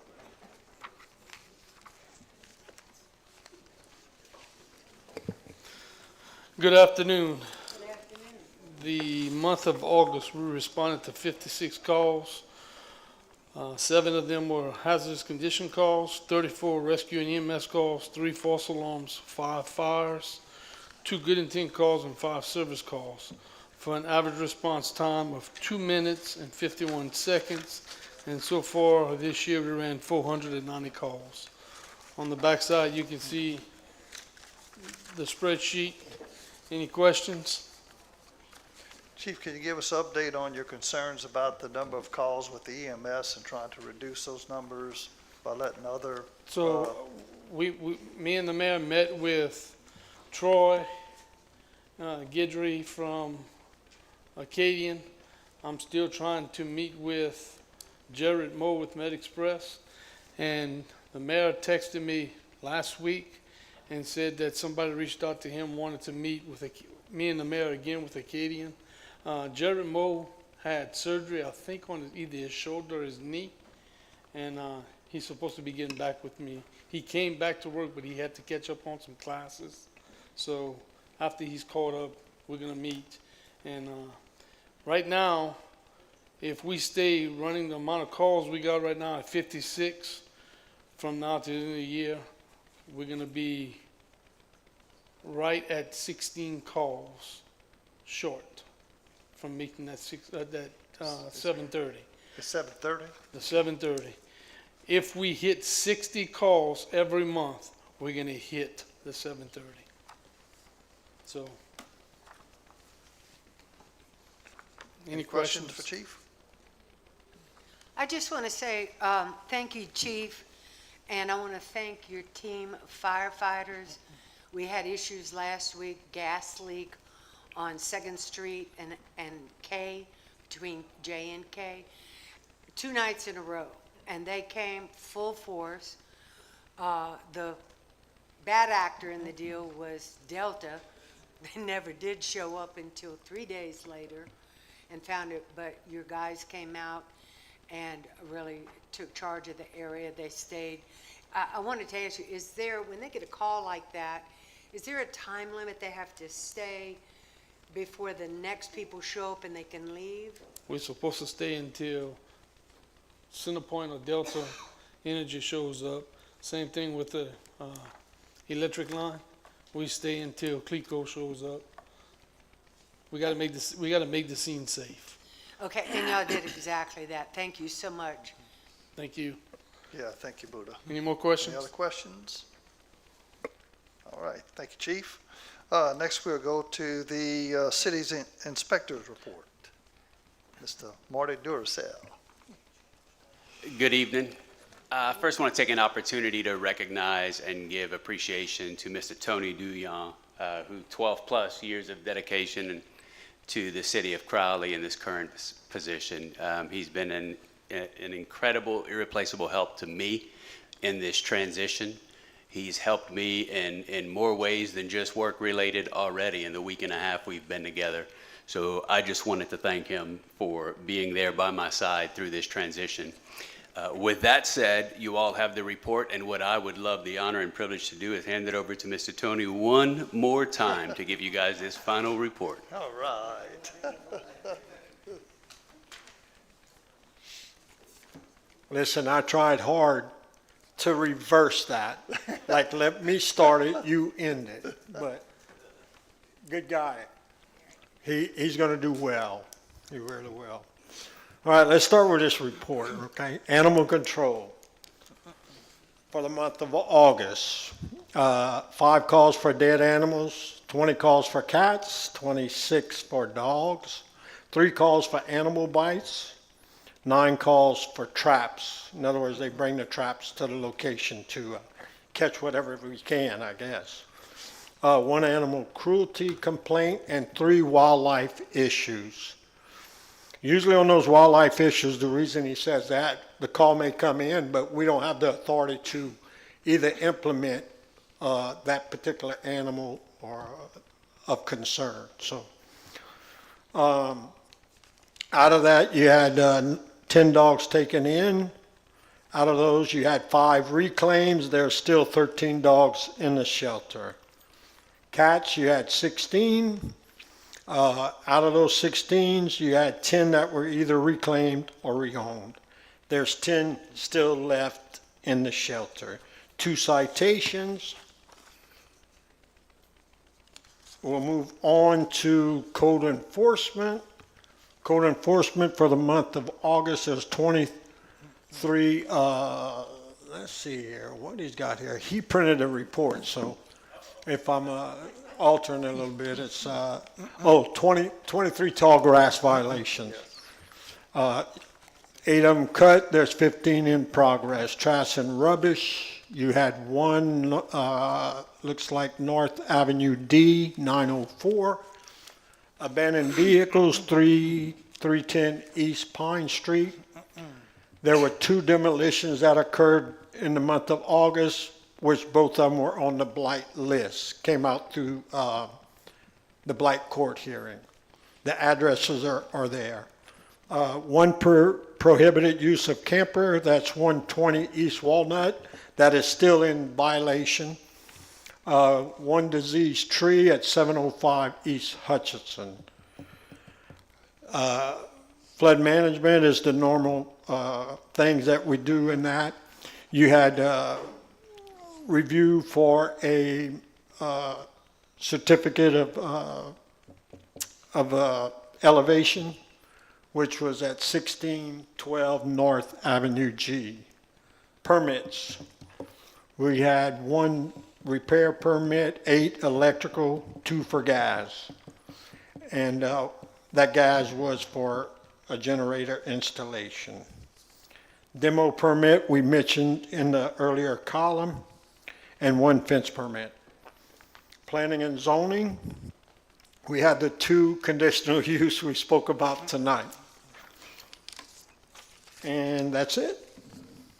Done. Tony, I did have one question. Sure.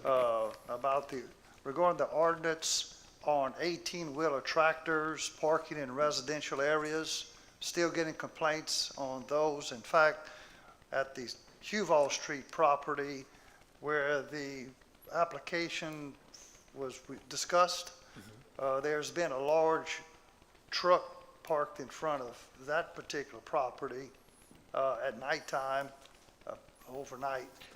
At the particular property that we spoke about tonight? Huval, yes. Wow. Yes. We don't have that. And we do have wrecker trucks that are parked at individual residences, both locally and another wrecker service out of Lafayette. Okay. That the driver must live here in Crowley, but those need to be addressed as well. And I'm sure Marty can be made aware of that. So, yeah, that's good to know. Wow. 'Cause those We are- have no record of that on the book, so if you can, we'll Yeah, I'll get we'll, you some we'll get addresses together when I see them to let and we'll work through that. these individuals know about the ordinance that was Sure, recently sure. passed. Yeah, sure enough. Thank you. Anyone else have anything for Tony? Thank you so much, Tony, and it was a pleasure always working with you through the years. Appreciate you guys. Okay, now we'll move to action items. We have 1 action item to approve the renewal application for a Class A retail beer and a Class A retail liquor permit for Bayou Bend Golf Club in care of Randy Nickel. We have the application, and everything appears to be in order, and this is for renewal, and I so move to recommend approval to the full council for this application. Do we have a second? Seconded by Alderman Chuck Ashby. Discussion? Mr. Reggie will recuse himself on the vote. All in favor? Any opposed? None, and we have 1 recusal. Thank you. Under discussion items, the first item, Alderman Vernon Martin asked to discuss his concerns about the Crowley Fire Department.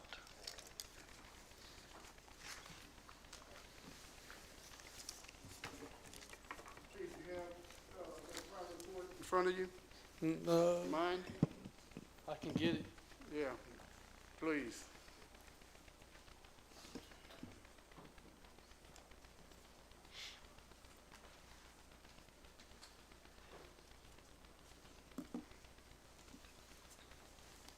Yes, sir, I got it. Okay, let's get to the point,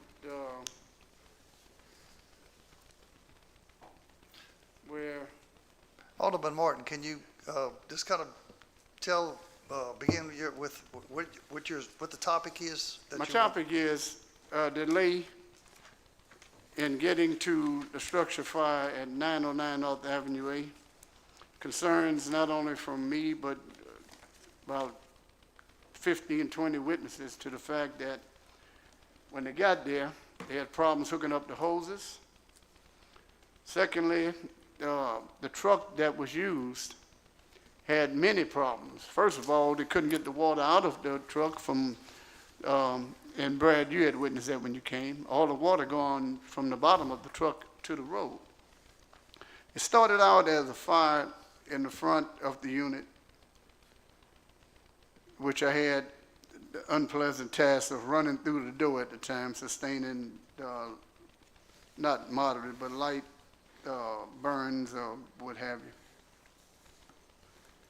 And it persisted with, and I have to say it like it is, I mean, at the time, the person that said that was irate was me, asking the question, what took y'all so long?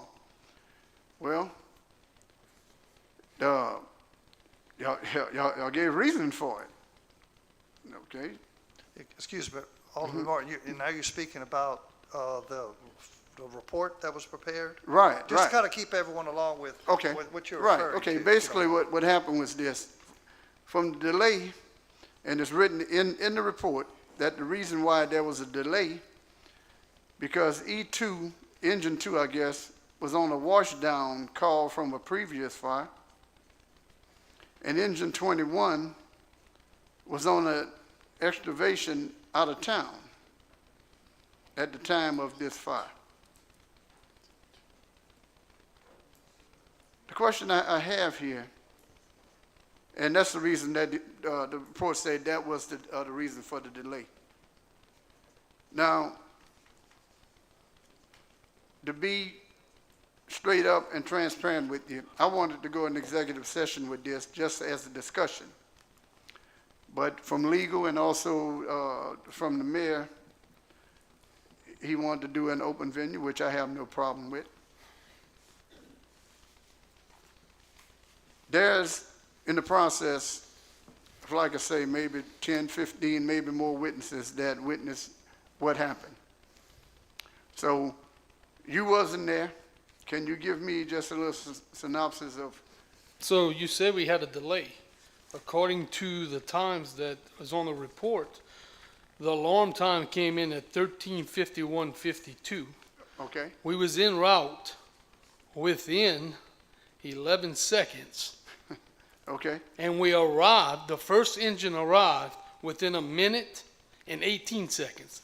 Didn't happen. I don't know what kind of delay that is. Well, I mean, you even put in the report, the delay was because there was the engine being washed down. We put on a report because engine 21 had a delay. So if you go to page, Well, I only had one page. I only have one page. Chief, let me ask this question. Okay. So the times on that report, where do you get those times from? from the recording. Okay. So it's all recorded Yes, sir. Okay. at the fire station and also at 911. 911? Yes, sir. Okay. So you're saying it took y'all 11 seconds? So there's time stamps of when the Okay. call is dispatched and then the trucks get and- on the radio Okay. and then when they get, okay. All And right. you said something about water leaking at the bottom of the truck. We Yes, couldn't it get no was. pressure. Sir, if you know anything about firefighting, No, I don't. No, I don't. okay. As you pumping, Mm-hmm. the water's coming from the hydrant. When the tank is full, any water that's in excess, Okay. not going out the nozzles, Right. is gonna dump on the ground.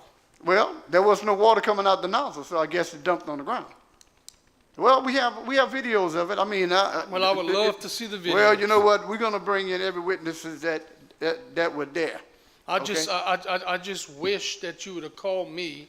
Well, and I talked went to me the chair. before. I followed protocol. I went to the chair, and I spoke to the mayor about it as well. That's good. Okay. You know, I mean, the bottom line here is this. Like I said, I wanted to discuss it. But I was told, no, we're gonna do it in open session. Reason for that, I have no idea. But the fact of the matter is, now that that is out there, it is what it is. The truck that we spent, what, $2 million on? And Chair, you were there, you witnessed it. The new truck was blocking traffic. No, sir. Well, which truck was that blocking traffic? The new truck that you was talking about. Well, I'm just saying. Was at the hydrant pumping to Okay. engine 20. And Mr. Martin, with all due respect. Right. If engine 20 is good enough to pump at other people's house fire, why it's not good enough to pump at yours? Well, for the simple reason there was no water coming out. So apparently, I'm not saying it's better or worse. The facts are the facts, okay? Because of the delay, my childhood home, along with all of my wards, which is numerous, have all gone. And bottom line is this.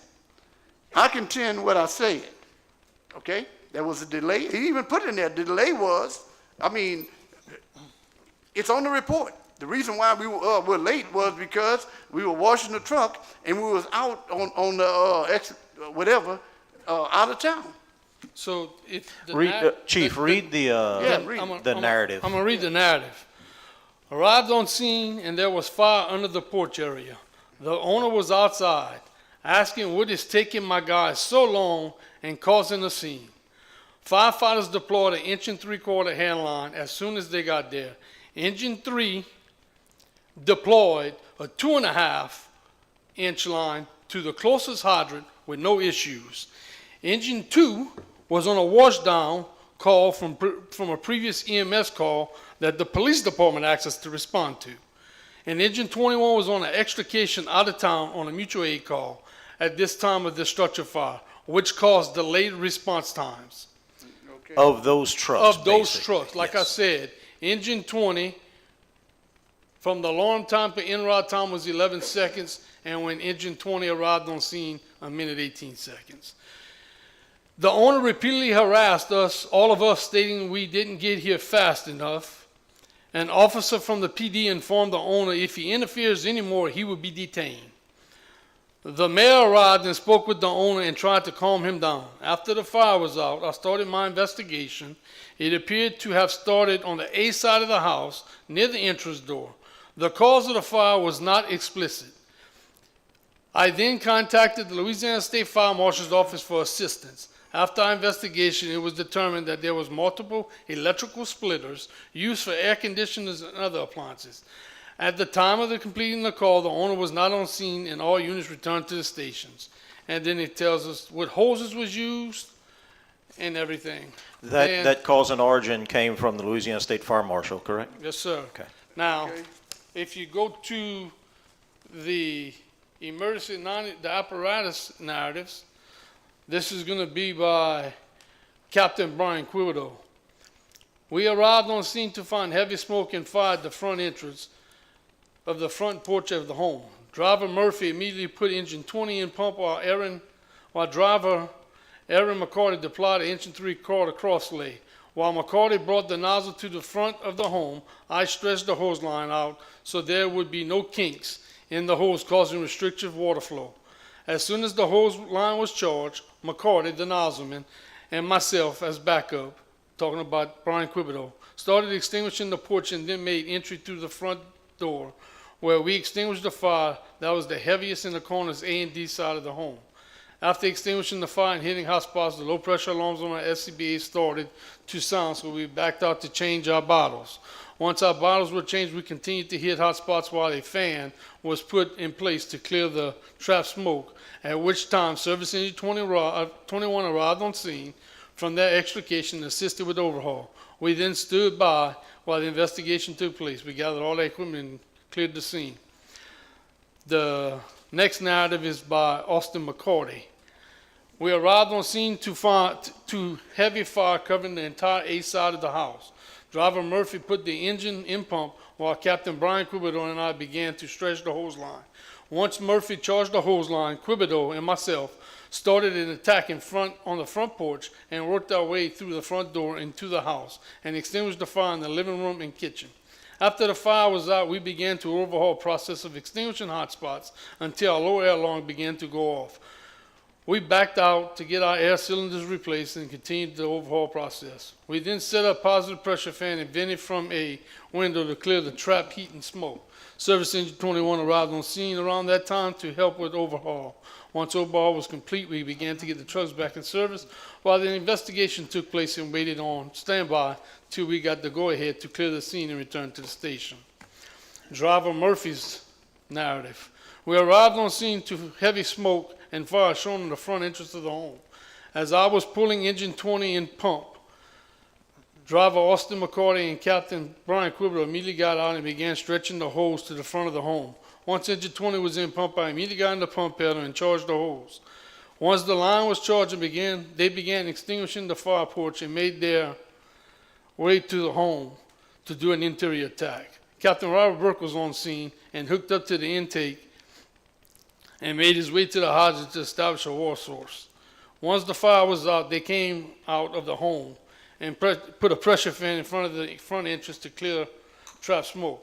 As I finished setting up Service Engine 21 arrived back on scene and began helping with overhaul. Once overhaul was completed, we started getting the trucks back into service while the investigation was taking place.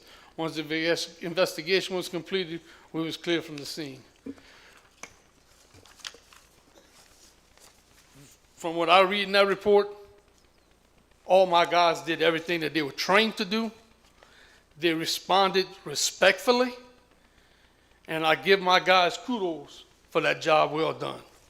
Well, Any more questions? Yeah, I have one for you. Yeah, go ahead. All right, give me the layman's term here. Now, you say that y'all was en route in 11 seconds, right? Okay. So if you All look right. at the front page, Well, look, I'm just asking questions. Okay, no. Look, no, just answer, please. So you say that y'all was on in 11 seconds, okay? from the time the alarm sounded to the first truck went en route is 11 seconds. That's impossible. But anyway, okay. Well, we're gonna find out. We definitely will. All right, so you say at 11 seconds. All right, what time did y'all leave the station?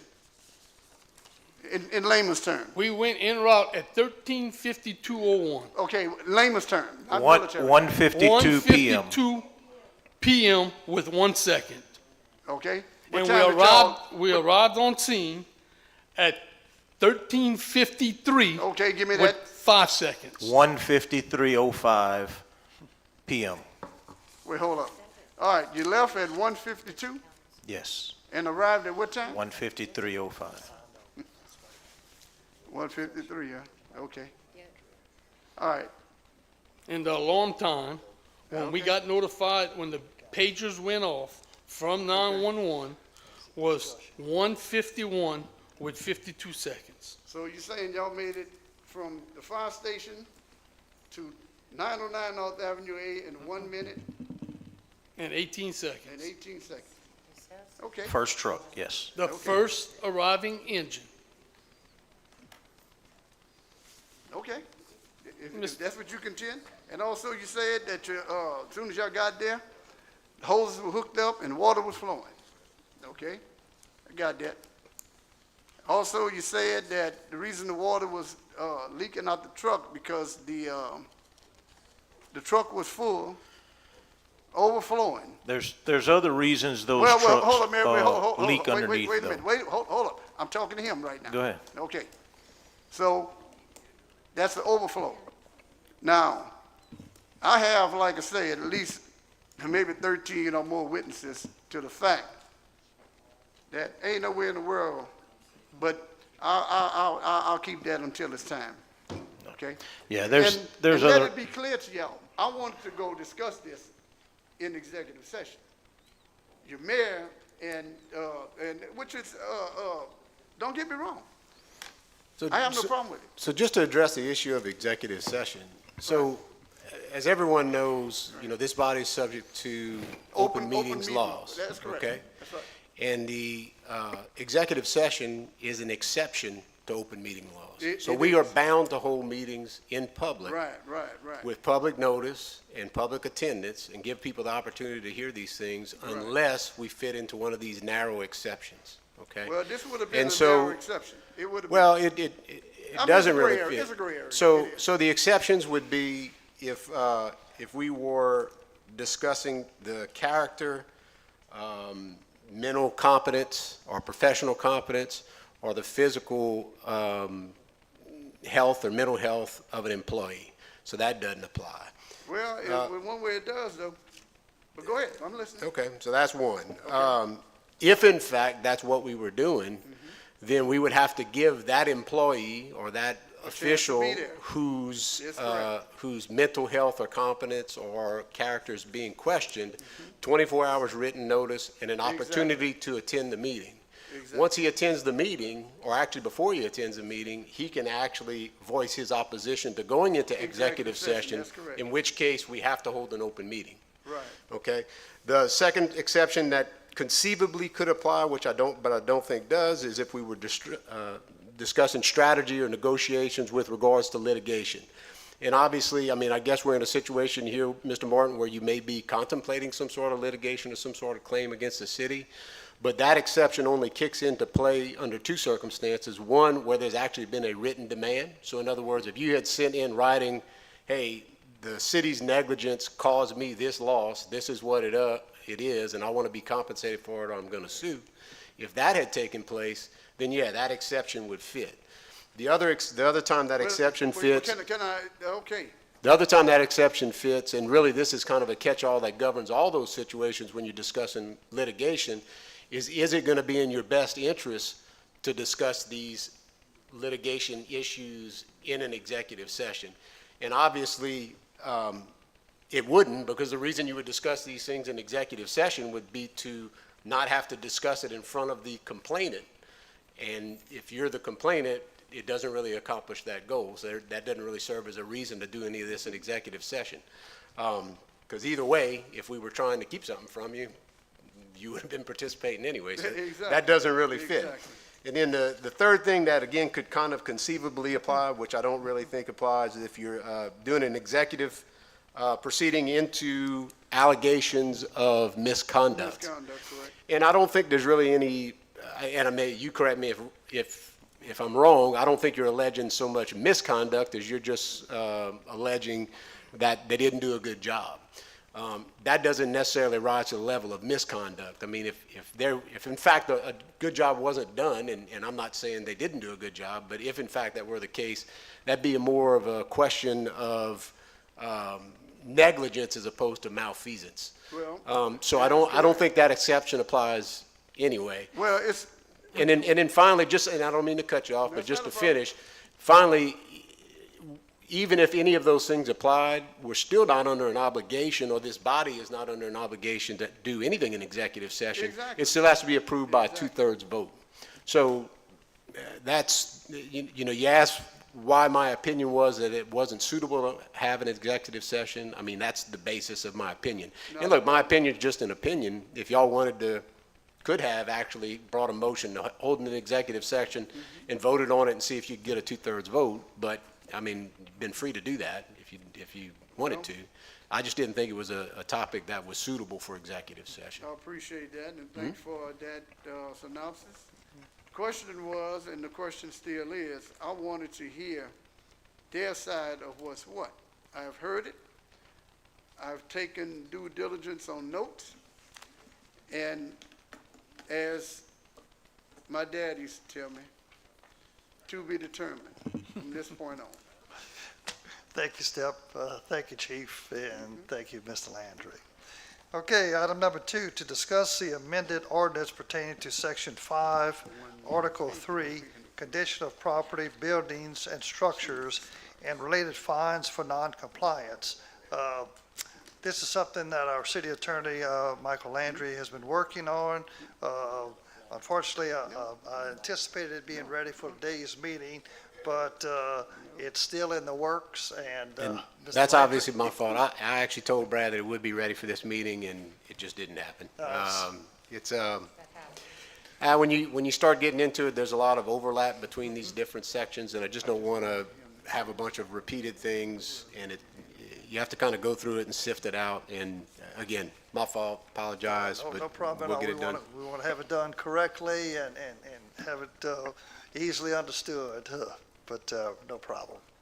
And then number 3, to discuss the draft ordinance relating to prohibiting after-hours clubs and related activities in the city. This is something that I had worked on previously several years ago, and felt it was time to bring this back up. I've given a copy of a proposed resolution, which is a draft, and the ordinance to the committee members today. It's just something that I want to get the ball started with, and again, there's no action item today, but I would appreciate if the committee would look over what I've prepared along with our city attorney, and maybe next month we can talk about any changes or additions to it that may be needed. And that's all I have on my agenda. Mr. Ashby? Sure. But is any of these clubs, like, is that taking place now, or is this just an ordinance prohibiting anything that in the future that wants to stay open beyond 2 a.m.? Yeah, we don't have any ordinance on after-hours clubs. We had an operation. Unfortunately, the operator has passed away. It's been closed. And so I felt that it would be an appropriate time now, while we don't have any active businesses ongoing, to bring this up. You're welcome. Okay. With that said, we will reset. Hey, Brad. Oh, Mr. Reggie. I had one question for Mr. Landry. So I know the city had been adjudicating some property. I had somebody that called me wanting to know how the adjudication thing worked, as far as, so somebody apparently owed some money. I guess if you owe the money, you just pay it and then it's unadjudicated. These people want to buy the property next door to them, so how does that work? So these people are next door to an adjudicated piece of property. It's complicated. But, it's really not that complicated. So yes, there's a time limit. So first of all, adjudication operates similarly to a tax sale. So you have 3 years from the date of the recordation of the adjudication to redeem the property. To redeem the property owner would have to, or really anybody can pay to redeem the property, but if you pay to redeem the property, that just undoes the adjudication. In other words, if your neighbor has property that's adjudicated and you go pay within that 3 years everything that's due, you don't get the property, your neighbor gets the property, right?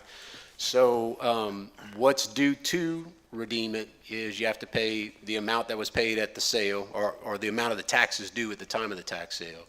5% of that amount, some administrative costs like the advertising costs and things like that, the cost of recordation of the deeds, and 1% per month until the time of the redemption. But, so they should wait till the 3 years before they even think about doing anything? Probably. So yeah. So there are some things that can shorten it. If the property was actually under a condemnation order at the time of the adjudication, then it's 18 months. There are some provisions where if it's adjudicated and a neighboring property owner maintains the property, those are state law provisions where the time can be shortened as well. I've always been curious exactly how you would prove that. I guess you could we could make a list, and if the neighbor, it has to be an abutting landowner that maintains it. We could have code enforcement go ride by there every 2 weeks and make sure the grass is cut. Right. You'd obviously have to have some sort of proof of that. Anytime you deal with any of these issues, you're talking about constitutional rights and due process of law, so you do have to make sure you kind of dot the i's and cross the t's. But the long and the short of it is there's 3 years and tax sale, yeah. Yeah. So, Mike, just to make sure that people understand, we would certainly, most of the adjudicated properties, currently adjudicated properties, or some of the worst properties, some that people just aren't paying taxes. I don't know why. It would be amazing if we could get the abutting property owners to take care of those properties, because now that they're adjudicated, we have to take care of them, we as a city. And so if we could get that going with the abutting properties so that they would keep the grass cut, that would be great. But I don't want people to just start going out there and doing that. We need to know about it. We need to set up that situation. It's got to be structured. I mean, you can't just have people out there running Yeah. on, you have two properties on either side competing over who's Right. mowing the grass. Yeah, And, they need to come talk to us. We'll get with Mike. I want to make sure that people understand that don't just go start cutting your neighbor's grass. This may be the same people, but they called City Hall the other day and they wanted to know if they came and paid the property taxes, if they could get the property. And I said, well, no, that's too late for that. If you come and pay the property taxes now, you have essentially paid the property taxes for the original owners, and then it's redeemed for the original owners. The easiest way, and I don't know if they know the property owners, the easiest way would be for them to approach the property owners and buy it from the property owners with the understanding that whatever they pay the property owners, they also have added cost of the adjudication and the property taxes and things of that and sort. I mean, and that's something that we could even help to facilitate. Because look, at the end of the day, we don't want these properties. I mean, we just want them to be maintained in a condition that's appropriate and that we get the tax revenue off of it. So the quicker it can get sold and placed back in the stream of commerce, the better for the city. So I mean, look, if we sent notices to folks for the purpose of the tax sale, and we know where these people are, and a neighbor wants to buy it, and they just need to know where they are, I mean. That would be ideal. That would be ideal if we could facilitate those things and kind of put the people together and tell them, look, this is what you need to do. But just like everything else, you need kind of some protocols and some policies to help get that done. Yep. Yep. Okay, what you just said right there, is there any way that we can, look into doing it? Yeah. I mean, because right now, every adjudicated property, like you said, the city has to maintain. So that means somebody go get hurt on that property, city's at fault. Well, Am I correct? technically, when a property is adjudicated, I mean, so practically speaking, the city's kind of forced to maintain them to a degree, because regardless of what the law is, people Right. perceive that as being the city's property, and the city, if the grass isn't cut, that's on the city. No, but I'm saying. if Legally, someone go get hurt- get hurt on the property. when property is adjudicated, it does not absolve the landowner Okay, that's what I of the obligation to maintain his own property. So you don't get a free pass just because it's adjudicated. Right. Okay, so And if I- someone go and get hurt on the property, That's on the landowner. that's what I need to know. And I say that, and a good point you brought up, I want to explain that. I say that we have to take care of them now Right. because we've adjudicated it. The only reason we have to take care of them now is because they wasn't being taken care of before. Well, And so they're certainly not going to be taken care of now that we adjudicated them. So it's just as if someone who purchased it at the tax sale, somebody else, they're going to have to go over there and cut the grass and keep it up, Right. or the next year when they have to pay property taxes, all of the fees attached to it over the year, they're going to have to pay for that too. I got So that's really the reason I say we got to take care of Yeah, it, I mean- because it wasn't being taken care of before. The adjudication just kind of changes people's perspective. All right, well, I just texted back and told her, no, it's not true. Okay, we good. We good. Okay, Mayor, my committee recesses. Thank you. Let's move on. Thank you, sir. Public Buildings, Alderman Willridge. Public Buildings convened September the 9th, 2025, at 5 p.m. in the council chambers. We had a quorum. On the reports, there was none. On the action item number 1, to approve the city of Crowley to co-sponsor One Crowley's free carnival on October the 4th, 2025, by allowing the use of the Wells Fargo building free of charge. It was offered by Step. No, I'm not on the committee, I'm saying if you can offer it. It was motion by Mr. Dick Lady, Mr. Councilman Sam McGregor, seconded. Motion carried, and I so move. All in favor? Aye. Nays, you have to, Nays, you have the same right? So, yeah, so Sammy asked a question, and that's something that I want to visit with everybody on. When the county, and this has been done for years, and I don't know who started this, but I'll tell you that Peter was really one that complained about it a lot. When we co-sponsor with a nonprofit, the co-sponsor is kind of the legal way for us to give it for free. But it still costs the city to operate that building, and some of these buildings requires an employee to be there. Air conditioning, insurance, all of the cleanup, all of these things still have to happen whether we give it to a nonprofit or not.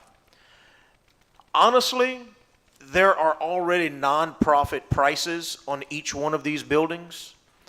And so, really and truly, we shouldn't be giving buildings, renting, or giving buildings for free to a nonprofit just because they're nonprofit. Hell, the city's nonprofit. We ain't making no profit.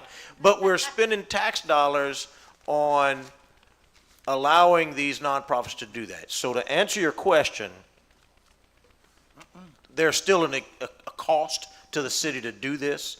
Our co-sponsor that's what the city's giving that money up to be a co-sponsor. Stormy, you got anything to say about it? Oh, she left already.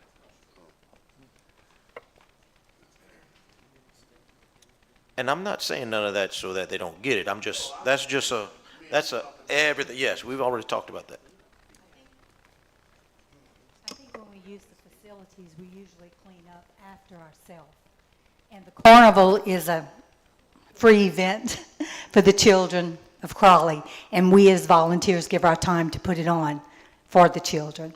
But we do clean up after. Thank you, Troy. I'll come help too. Thank you, and I'll make sure you do it. I've seen Emily with a mop before. That's going to be his job. I'd appreciate it if y'all would support it. Thank you. Any more discussions on number one? Number two.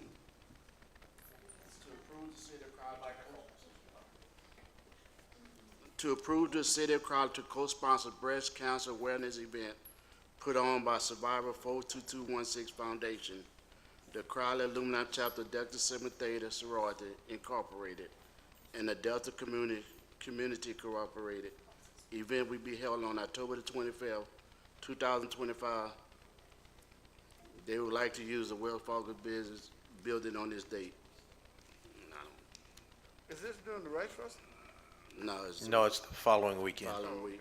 I mean, I don't know who put this on the agenda. I don't know the time and none of that, so they throw things on the agenda what I don't know, so that's the problem we have with the City of Crowley.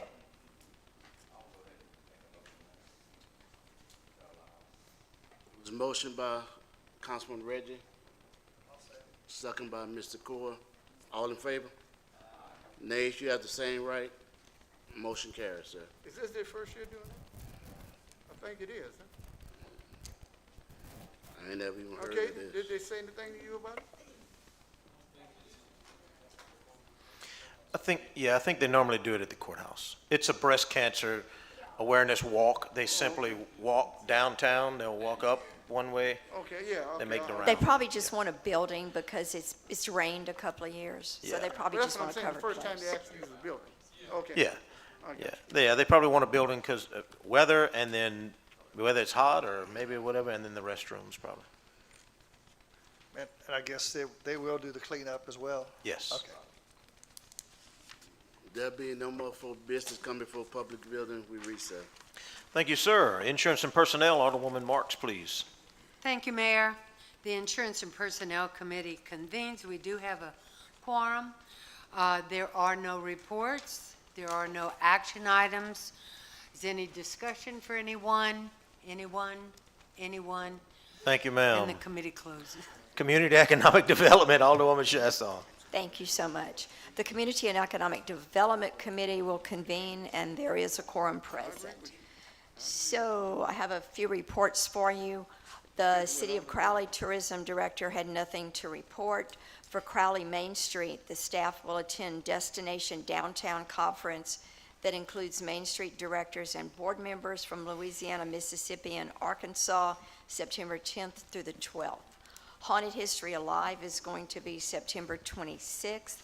Kids Day on Main Street is Saturday, September 27th, from 9 a.m. until noon in downtown Crowley. Volunteers are welcome. Contact Amber or Hank at Main Street office to help with that. Street closures for various 2026 events will be discussed under action items. The Acadia Parish Chamber, Wednesday, September 10th, community update. Ochsner Acadia General Hospital, 7:30 a.m., their breakfast and networking. 8 until 9 a.m. is the program. They're asking people to register. Seating will be limited. Friday, September 12th, is their quarterly luncheon, Women in Leadership, at the Grand Opera House of the South Ballroom on the 3rd floor. Actually, it's a breakfast. The doors open at 9:30 a.m. The program will be from 10 until 11. On Wednesday, September 24th, is the Acadia Quarterly Breakfast, and that is their regional legislative update, 9 a.m. at LSUE. Wednesday, September 24th, 4 until 6, ribbon cutting and business after hours at the Hampton Inn and Suites in Jennings, co-hosted with the Jeff Davis Chamber. And on Thursday, September 25th at 4 p.m., there's grand opening and ribbon cutting at Rice City Animal Hospital, which is up on Capitol Parkway. The Crowley Garden Club met at noon today to discuss upcoming events for the club year. The West Crowley Beautification Committee, Dr. Izora Proctor notes that the committee did a cleanup walk in West Crowley. Emphasis was on picking up bottles, boxes, paper, and other trash that was located in the streets, parks, and walkways and near the railroad tracks. They awarded the September Yard of the Month, which encourages residents to beautify their property and keep it free of trash. The National Association of University Women is assisting parents and students with school needs such as school supplies, uniforms, and other items that are needed for students to have a very productive school year. Special thanks to all who helped with the annual Back to School Supply Giveaway Seminar that benefited over 300 students and parents. The Crowley Alumni Chapter of Delta Sigma Theta Sorority will begin their club year soon. We talked about the grant for the wastewater system. The other thing I want to mention is that with the assistance and expertise of Claire Doré, we also submitted a grant application to Delta Regional Authority for a strategic planning grant, and that's to Mr. L.J. Gielan's point of we need to look at everything and we need to look 20 years out, and we don't know if we got there if we don't know where we're going. So we're hoping that we get that and we can start working with that as well. So, action items. To approve closing the street on Parkinson Avenue for these upcoming Main Street events. And these are for 2026 is Kids Day, which is on, 2025 is Kids Day, September 27th. That's coming up in the next month. And then looking at 2026, the Sip and Stroll is May 2nd. The Sock Hop After School Bash is June 5th. Kids Day, September 26th of 26. The Halloween Parade, October 30th. And Christmas in Crowley, which is in conjunction with the Christmas Parade, is on December 5th. So I so move that we actually close the streets for those. Looking for a second. Second. Seconded by Alderman Core. Is there any discussion? All those in favor signify by saying aye. Aye. And all those opposed by the same. All right, motion passed. Is there anything else that needs, discussion item, that's right. Poor Wendy has been sitting here for 3 days. Also, we're going to, I say moved. I always like to celebrate the holiday on the holiday, but Halloween is on a Friday this year, and that's football. Okay. So we don't want to take away our attendance to our high school football players. So we're going to do Halloween on the Thursday. Thursday. Yes. Okay, and I think that's when they're planning on doing. Well, I'm hopeful that A the football parade. games ain't played on that Thursday on that week, but So anyway. we'll look at that. Yeah. So anyway, and so at this time, Wendy Harrington, who is Director of the Acadia Parish Tourist Commission, who has very patiently been waiting to give us an update on what they're doing. Thank you, Miss Wendy. Not sure patient is the word. I'm just here. I will make this as short and sweet because I think you are all ready to go home, and I don't have an audience anymore, so we'll make this short. I gave you guys, most of you, I think, everybody got a piece of paper that looks like this. If you didn't, I have extras I'll be happy to give out. So we have House Bill 374, and the short version is it's a win-win for sales tax and for the occupancy tax for the parish of Acadia as well as the city of Crowley. So the reason I'm talking to you guys is because our office collects the occupancy tax for the city of Crowley. We process that and remit that to you guys. We have a CEA that we all signed in 2021. Y'all can hear me okay? Because I usually don't need that. Yeah, but that also goes to the live I feed, know, so, just all right. making sure You're nobody's good. screaming in a minute. So the sales tax on July the 31st went into effect for this House bill. They wrote it into a law, and in January it'll go into effect for the occupancy tax. The short version is it makes the third party, people like Booking.com or Airbnb or Vibro, any of those agencies responsible for collecting the occupancy tax, sales tax, state tax, anything that needs to be collected and remitting it to the correct departments. We have had a lot of problems in the state, not just here, but around the state, where tourism has come together to say, we need to go after them. It's not, the owner thinks, like Miss Sandra, if she had a B&B, she gets Booking.com to book her places, and she's getting an invoice from them, and they're saying that they are remitting this stuff to these agencies, whereas they're lumping it all together and sending it to one location, and it's not being paid out the way it's supposed to. So it has become a big problem, which becomes a problem for you guys because y'all aren't collecting what you should be collecting either. So that's what this is going to take care of. The sales tax just went, like I said, went into place July the 31st, and for occupancy tax, it'll go into January the 1st, 2026. That's the short version on that. Any questions? So what is the percentage? Answer, say it again. What is the percentage of that? I forgot. It used to be 3% maybe? It's never been 3. Y'all collect 5, the parish collect, so the parish collects 4 by state law, and then while the state doesn't directly say that cities or municipalities can collect it, there are a lot of you city councils that, or town councils that do put that into place. So y'all did that in 2021, and the city of Crowley collects a 5%. Y'all pay us a 1.5% fee, and we send y'all the rest.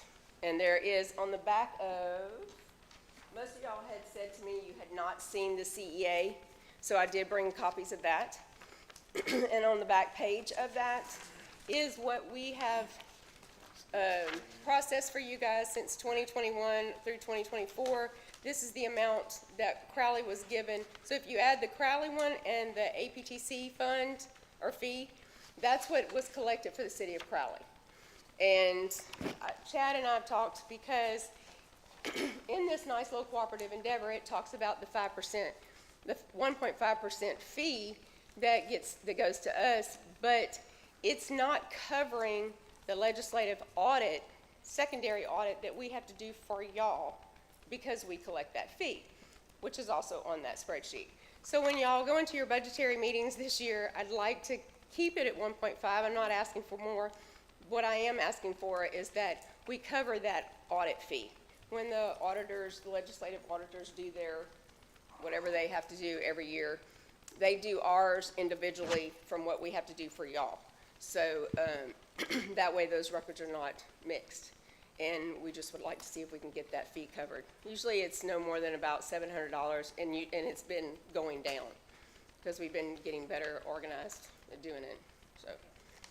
Great. And then, let's see what else I had. Oh, okay, short version on the Acadia Parish,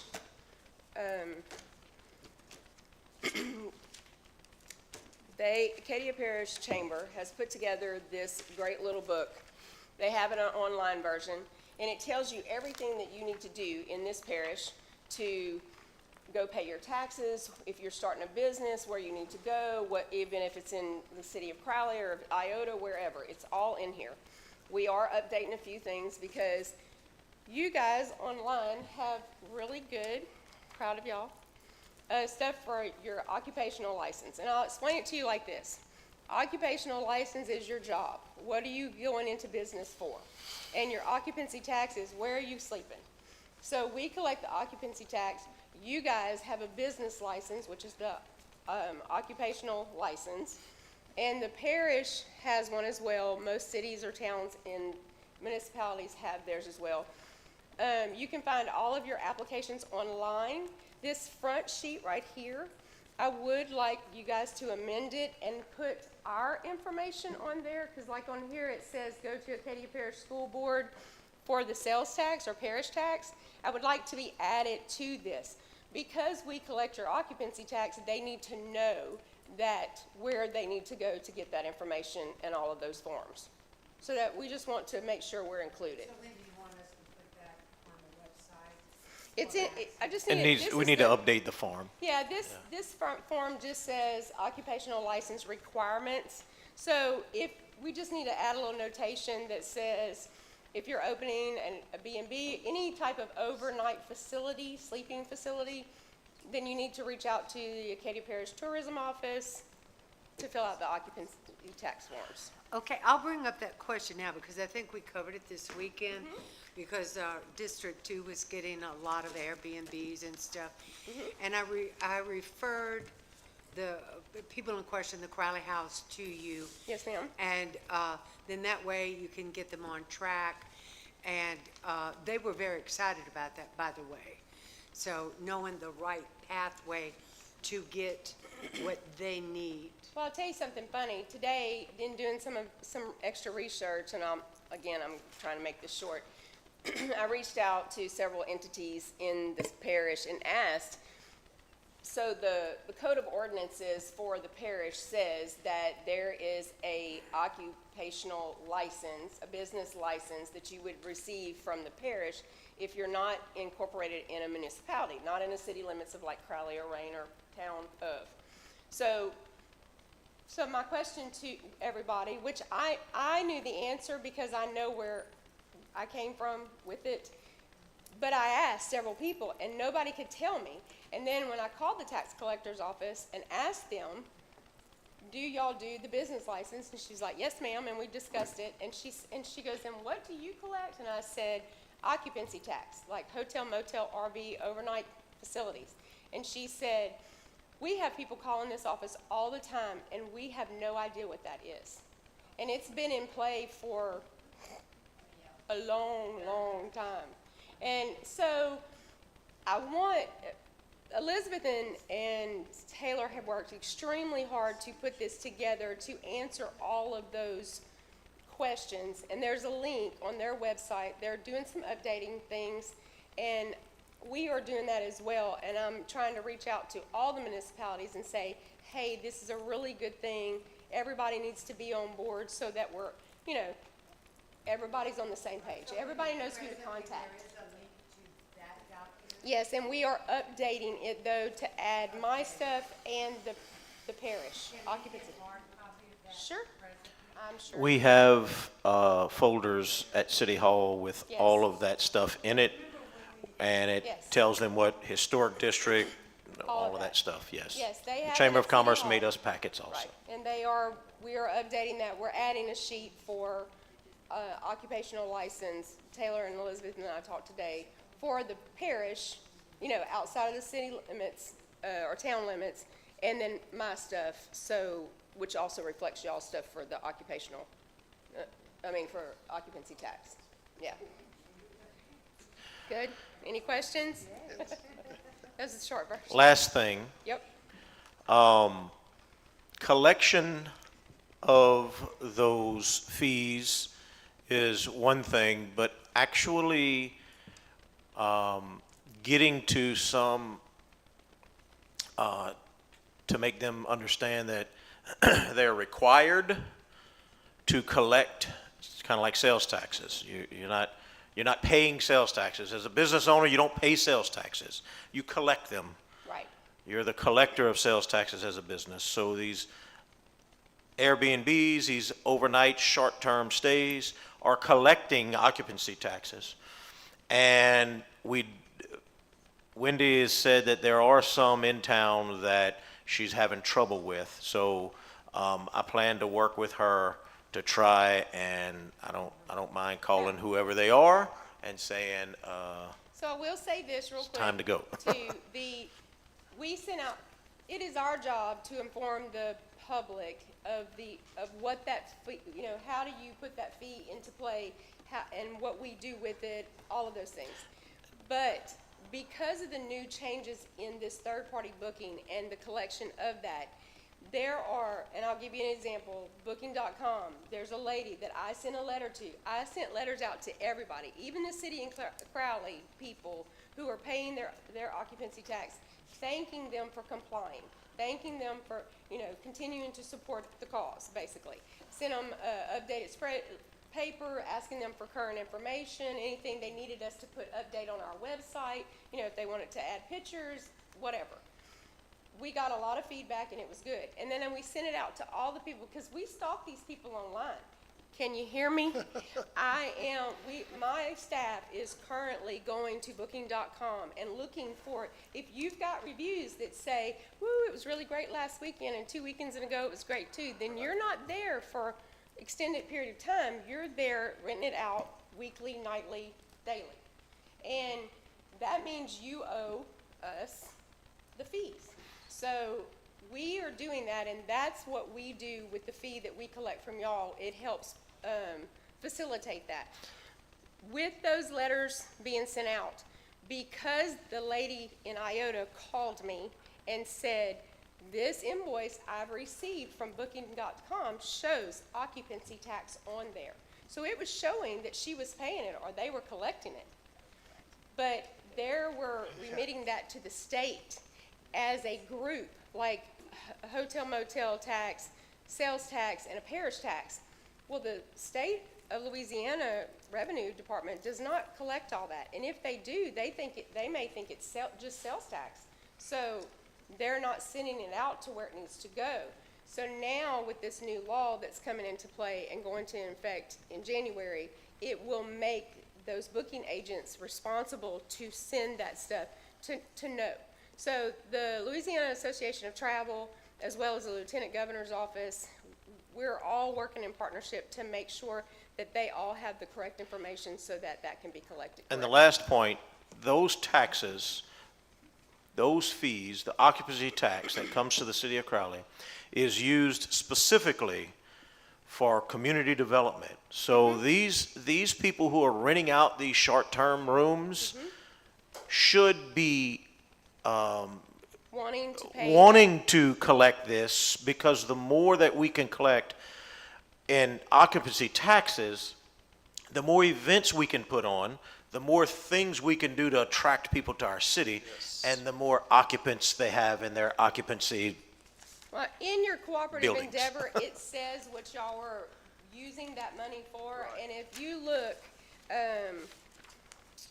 the total-ish, 18,000, with the fee and what we gave Crowley. So, I mean, that is what you guys collected for these 4 years. It's not a lot, but you have people in this area who are not paying. It's probably half of, And of what we should. We want to see this increase, and I believe that my office is working really diligently to spotlight these people, to put them out there. And when we sent the letters out, we spotlighted the people on 4 social media platforms, that even those who weren't paying, we did it for 1 month, to show them what we would do for them to help promote them and help put them out there.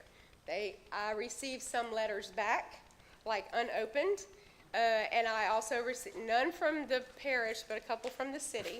And then, but we're gonna make it work. We're gonna figure it out, and we're working to get everything on an electronic basis so people can pay it online. They don't have to write a check. Everything will be there. I'm hoping to have all that up and running on January the 1st, so it'll make it a lot easier for us to collect and them to pay. Thank you, Wendy. Awesome, thank you.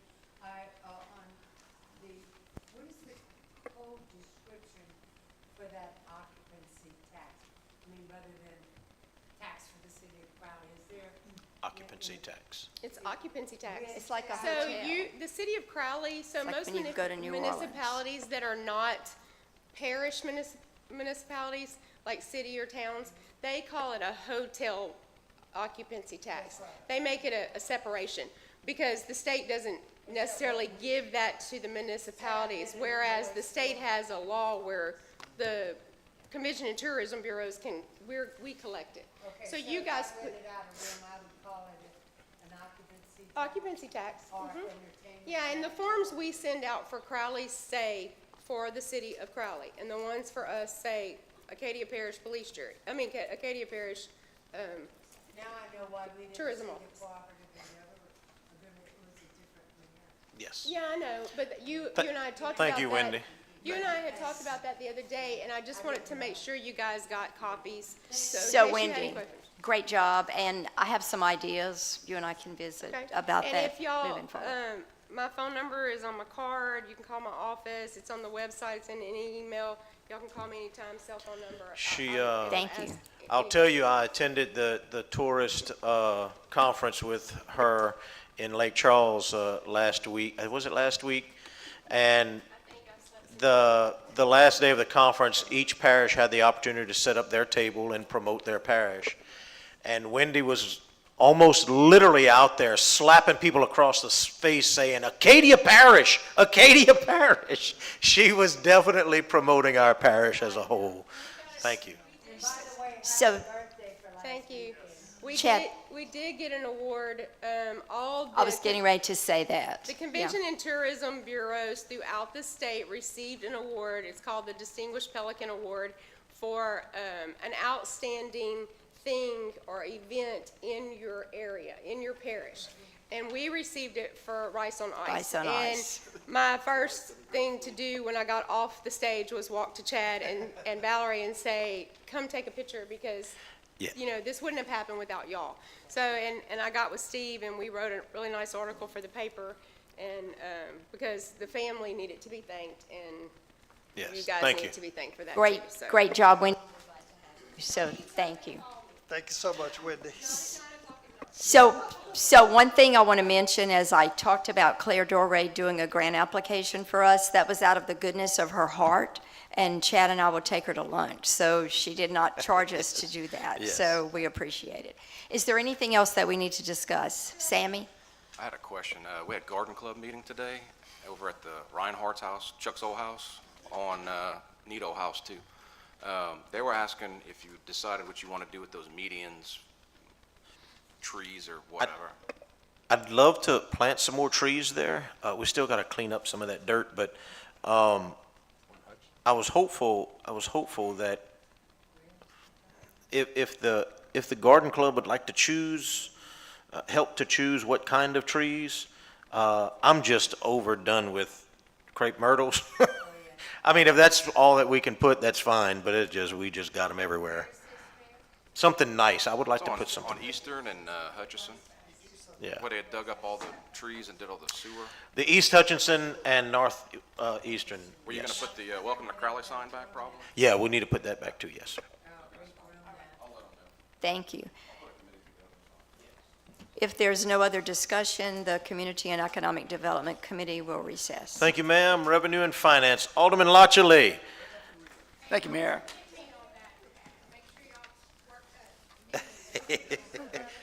Good, okay. All right.